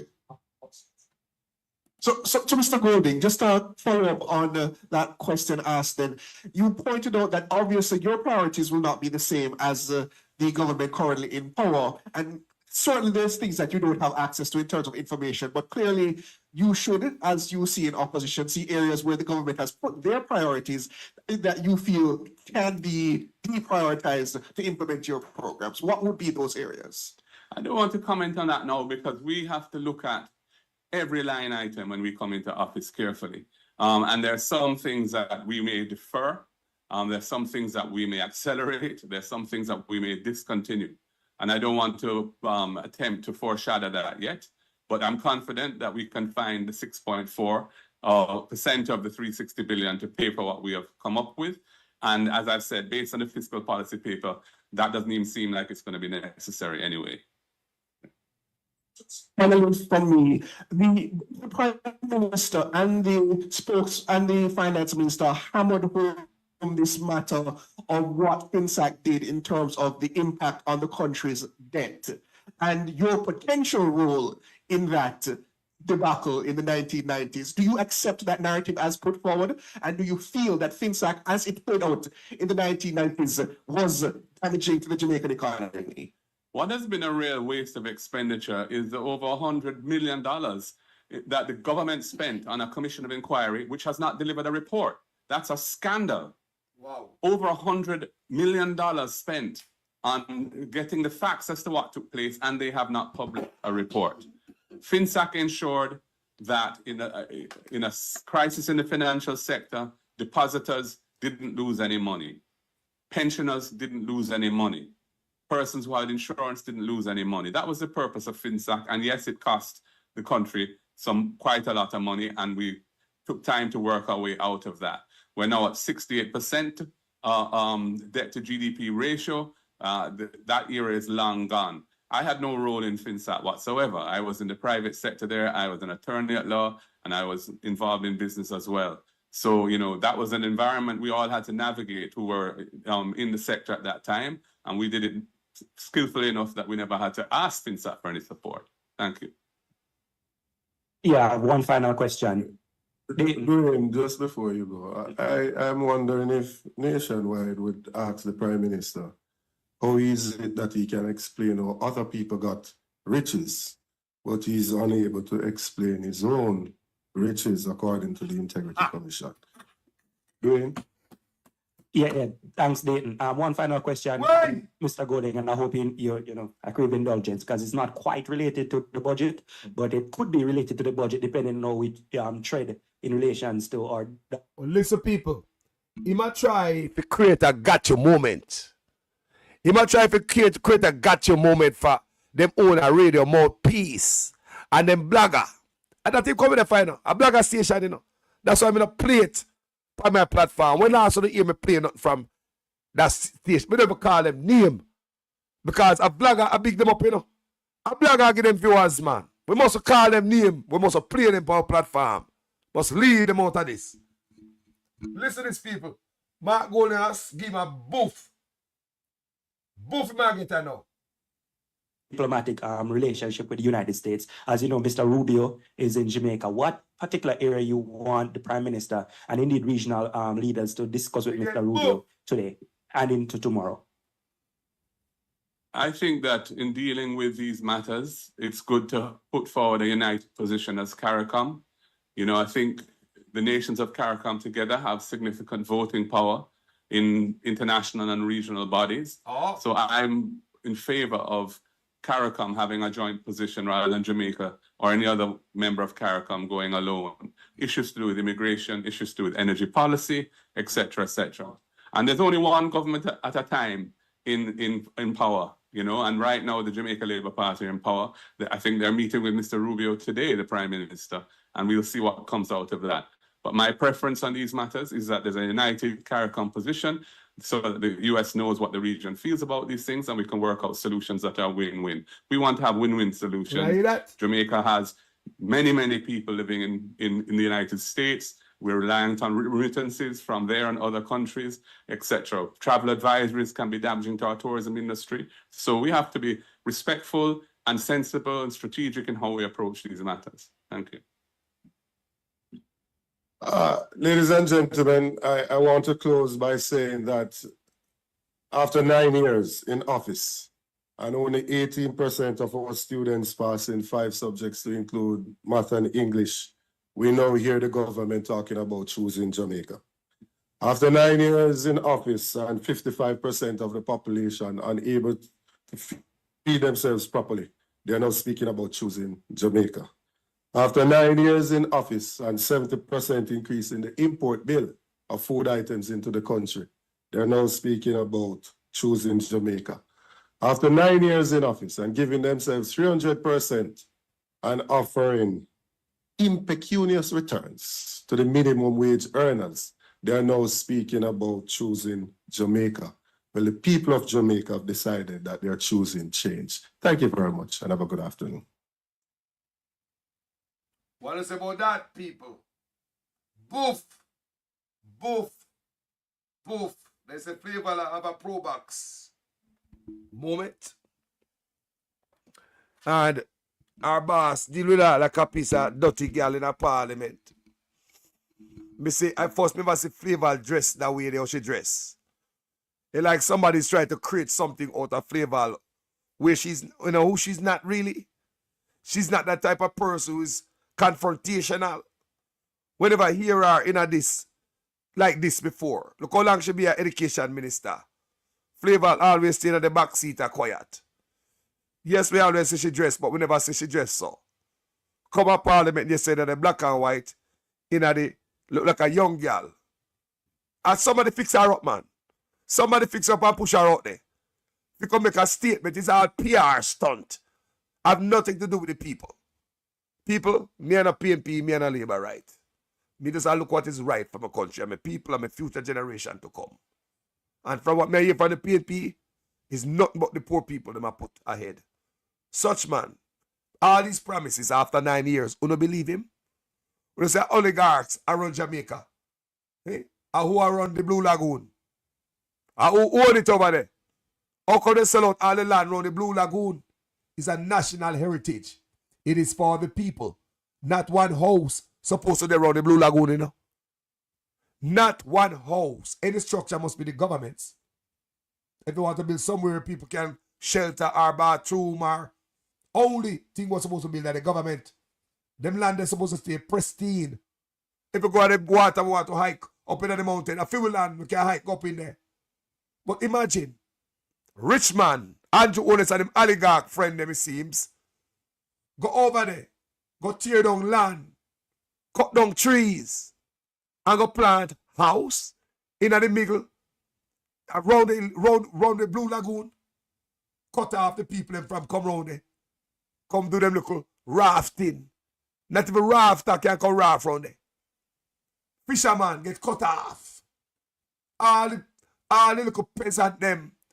Such man not care about poor people. Him oligarch friend them. No house not supposed to be around the Blue Lagoon in the people. Like somebody said in the comment section the other day. It's like me and you. Go over the island there with the Statue of Liberty there. Go build one house. It's like I see with heritage people, heritage, national heritage. Jamaica, we don't need to take them things as serious.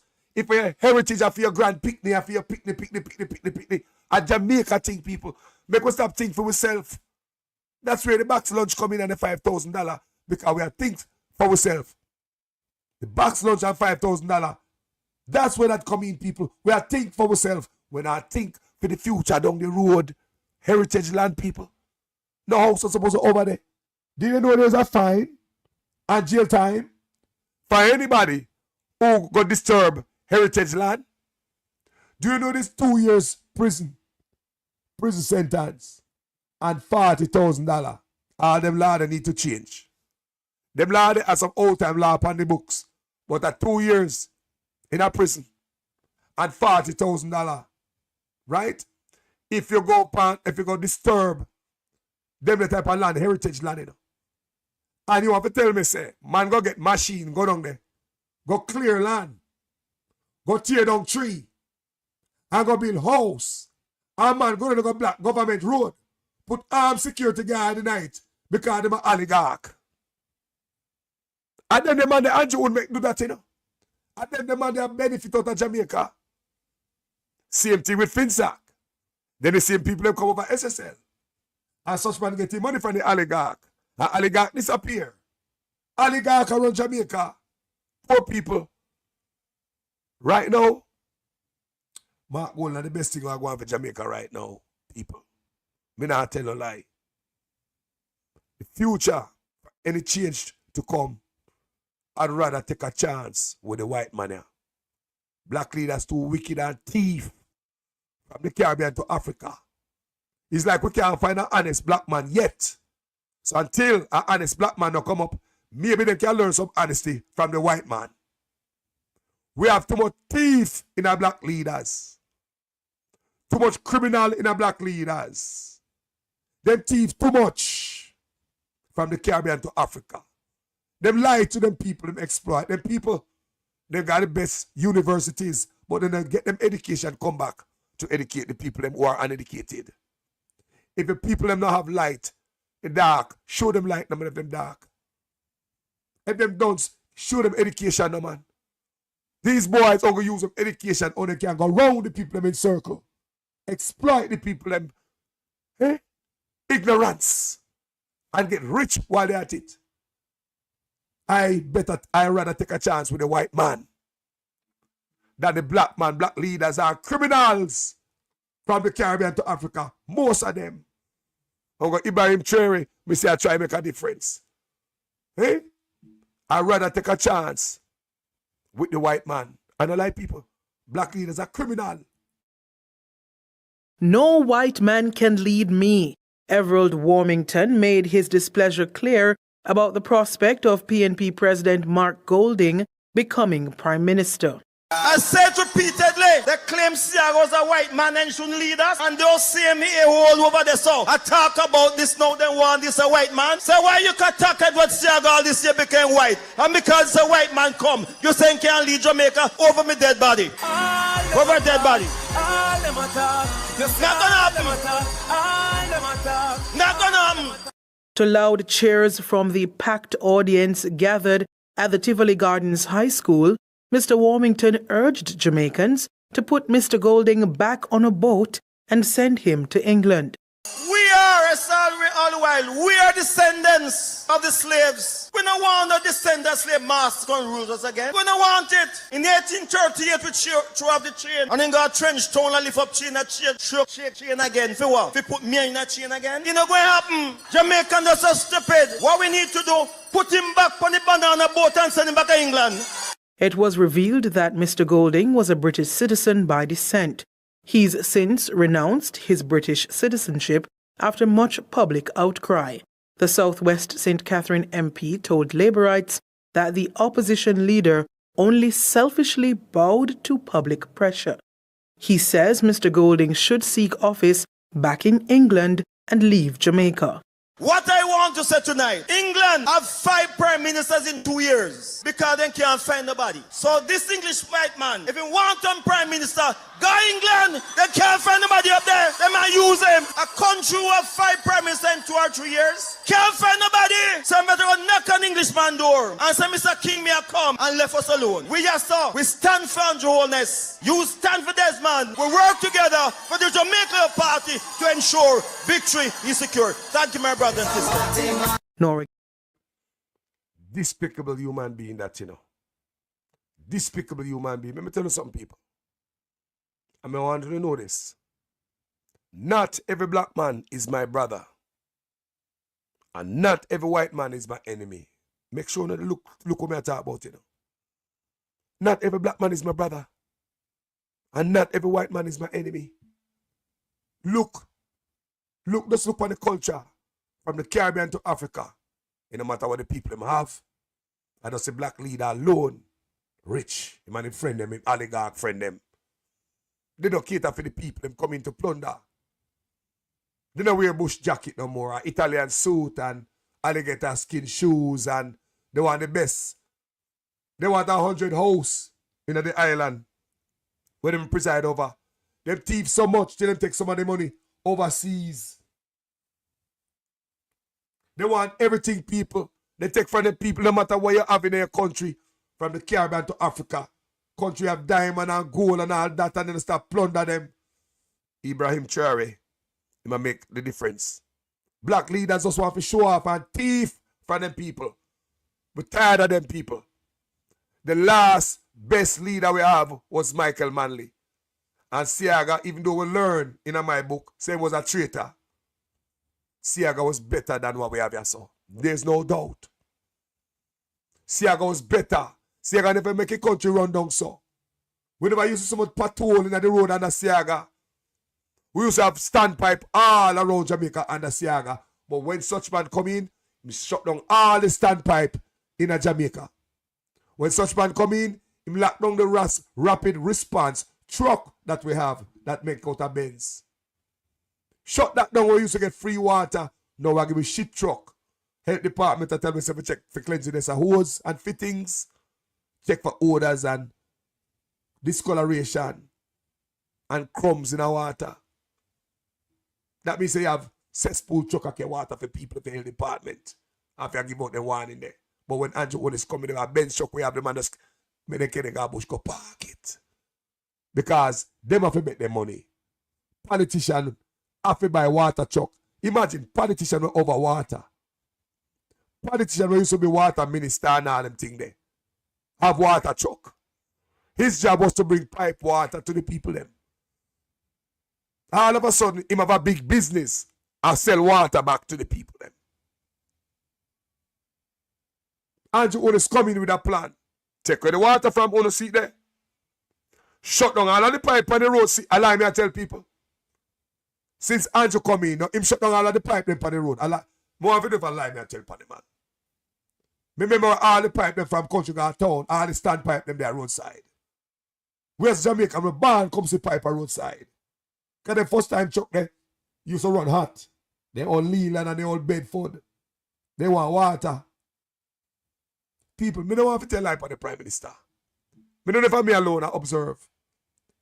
People, and me alone say, since Andrew Holness come in, enough standpipe shut down and bung up. It's not good for the people. The PNP create this, you know. The PNP always I think about the people. The PNP create water truck for owner to rat. You see truck them there? Benz, you know, top of the top. They were Renault first, Renaults. But the PNP step it up and say, we get the top of the food chain. Benz. Water truck come, a Benz truck bring people water under the PNP. What me say? A Benz truck come give you free water. The top of the food chain in the trucks. What kind of truck we have no one deliver water? All of a sudden, politicians themselves have big water business. Selling the people water. Was that the plan coming in while they bung up the pipe? Was that the plan coming in while they park them truck in a bush? Millions of dollars in a bush there in a Benz. Just park. And these are just some of the trucks, people. There's enough truck that they just park. Millions of dollars just to hurt the people. Get rid of park millions of dollars because Uno are going to make the millions of dollars. Then them have the black drum. When them walk around Jamaica and give the people them black drum instead of giving them pipe. All of a sudden the river now run no more. We don't have spring of Jamaica with fresh nice water no more. A black drum, we gone back in a time. Black drum should have been back in the 60s and 70s. Pipe water for the there people yard now. Black drum they on top of people. Oh, stop. Plastic. But we should have step away from plastic. You know what them black drum represent, people? This is what I believe. Politicians are creating a business for themselves. So even when they get voted out of office, they might already use taxpayers' money to create the business right before Uno. Those black drums are businesses. You give these people these black tanks, they might go empty. Then who are going to fill them up? They're going to be a demand, and the politician and them inchman friend with the water truck are going to create the supply. Do you understand me? Them black drums will use taxpayers' money and buy. I believe they are creating a business for them own self. Them black drum now stay full. When them dry, them know so them have 1 million black drum around the country if you go full. Constant work for them and them friend. Politician water truck. Constant work for them. They plaster the country with 1 million black drum. The more black drum they give away, the more money for them. Jamaica now see. The more black drum they give away is the more money for them. They would have given 1 million black drum at Jamaica people. Politician water truck. They can't get no work because they don't have nothing to put water in her. But when they give you the sit where they put water in where they use taxpayers' money to go buy. A taxpayers' money them are used to create the business. Buy all the jump them. Give them away. How many years them jump the last for? Give away 1 million jumps. Politicians that come back, come save the day. Them have the water truck ready. Come full up the same tank them there. One in the run dry. And them charging the fee. It's not free. You have to pay to fill up them tanks. And the more the politician them have to fill up, and the more money for them. Exploiting the people. I hope I show you enough people. See there? There's no lie here. See trucks in there? This is a PNP create this. When PNP come out of power. When such man come in 2016, he parked this. The people must get nothing. The park, the rapid response water system. So, Mills are showing how the PNP care for the people. There's no lie here. I'm showing you. Anyway, people. The video starts from Marco Rubio's visit to Jamaica. To end up at Mark Golding. Mark Rubio visit with his press conference will end up at another Mark, but it's Mark Golding press conference, the PNP press conference. And I ask with the people. Thank you so much for watching this video. A long time there. I never expect video so long. But thank you, people, for watching this video. If you think somebody to share this, should hear this, please go ahead and share this, people. You know, my voice not good already, and I abuse it. Yeah, I recoup. I don't have to abuse my voice. Thank you very much, people. Manners and total respect. With a heart of love. Universe of love. Enough love. My name is Jamaican Carlos. I'm out. We have to speak the truth. Them have to kill me dead. All when me dead, them can't kill me said. No, we have to speak the truth. Them have to kill me dead. All when me dead. Whoa. I'm from the beautiful land of Jamaica, land of sunshine and the best reggae maker. From me was a little boy from dollar a paper. Here corruption a poor people paper. Them creating killer, thief and raper. Youth graduate from college done hotel waiter. Politician them matter but them will get better later. Only man ever fit at the undertaker. The truth, but I want to kill me dead. And when me dead, them can't kill when me said. Now we have to speak the truth. Them have to kill me dead. And when me dead, them can't kill when me said. Now, whoa, things out of hand in a all kind of man. A motor vehicle examiner and the biggest scammer. Them scam me nephew, me niece and me mama. Wonder when the government a go put down the hammer. Police respect your uniform, the oath on the honor. No in a rum bar and a drink till the stomach. Embarrassment to the force with on the vulgar grammar. Jump in a yoke, almost kill nana. Office speak the truth, no one fi kill me dead. And when me dead, them can't kill when me said. Now we have to speak the truth, no one fi kill me dead. No one when me dead, them can't kill when me said. Now, well, this a topic when me want to get wild and why so much pretty fall they pan me island. A Jamaica me at a bone, no one no Thailand. Big man dead, they want to take a little picking in island. Pity for the stop, government figure off for them. Look on the size and left me look at that of them. Bring them in a jail house, make the judge slaughter them in a prison. When they feel the rat again, I'll be speak the truth. Them have to kill me dead. And when me dead, them can't kill when me said. Now me have to speak the truth. Them have to kill me dead. And when me dead, them can't kill when me said. Now politician, for your time now, open your ears all. The citizen in charge of the seat that you hold when election done. You remember us all, not even go fix two patrol. Can't meet with basic needs, then what is your role? The youth they want better road and light pan pole. Youth they want job and money in a bill full. Politician me say make no so cold. So we have to speak the truth, them have to kill we dead. And when me dead, them can't kill when me said. Now we have to speak the truth, them have to kill me. Jamaican Carlos there, here. Okay. Enjoy the tune, man. Labor right fling we PNP toss we back. Them a give we pay beating across we back. Them a take get to youth, them feel off in stock. Tired of long talking time we start to act. How many times politicians have to fool you before you learn? We need a change. Me not just a politician cause enough of them a thief. Nepotism, cronyism, bloody contract them a get. Pattern up the pocket go on like say we no see it. Get a youth no have no job and hospitals no have no sheet. Or make it just some politician when enough of them a cheat. Pattern up the pocket, nobody no pay feet. Too much of them at the cookie jar, enough of them a tweet. Stealing from the sufferer, sometimes me wonder how them sleep. How many times politicians play with your mind before you learn? That's not okay, yeah. How many times politicians have to fool you before you learn? We need a change. From Westmoreland to Portmore, St. Thomas to Iron Shore, Jamaica for sale but not to the poor. Not even the blind would have sell him on door.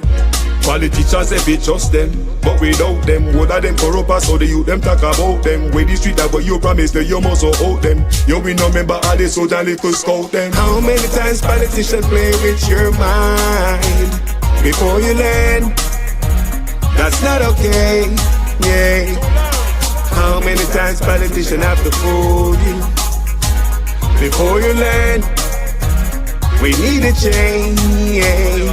When politicians have I vote, oh no, we take them money and condemn and go along your yard go cook a boat. Well, on a very serious note, check the background of the man them who send get a youth go gun quote. Wicked youth. Labor right thing we paint fi toss we back. Them a give we pay beating across we back. Them a take get a youth them fill off in stock. Tired of long talking time we start to act. On the election time we see up on the turn. Keep on the money, give the youth them work. Nobody give the chicken, let the charity for church. Before you dash the money, fix the road them first. Take a look at money, me see them dash when the election I buy vote. And if you not have tablet. You know long want to speak my mind. That stuff alright.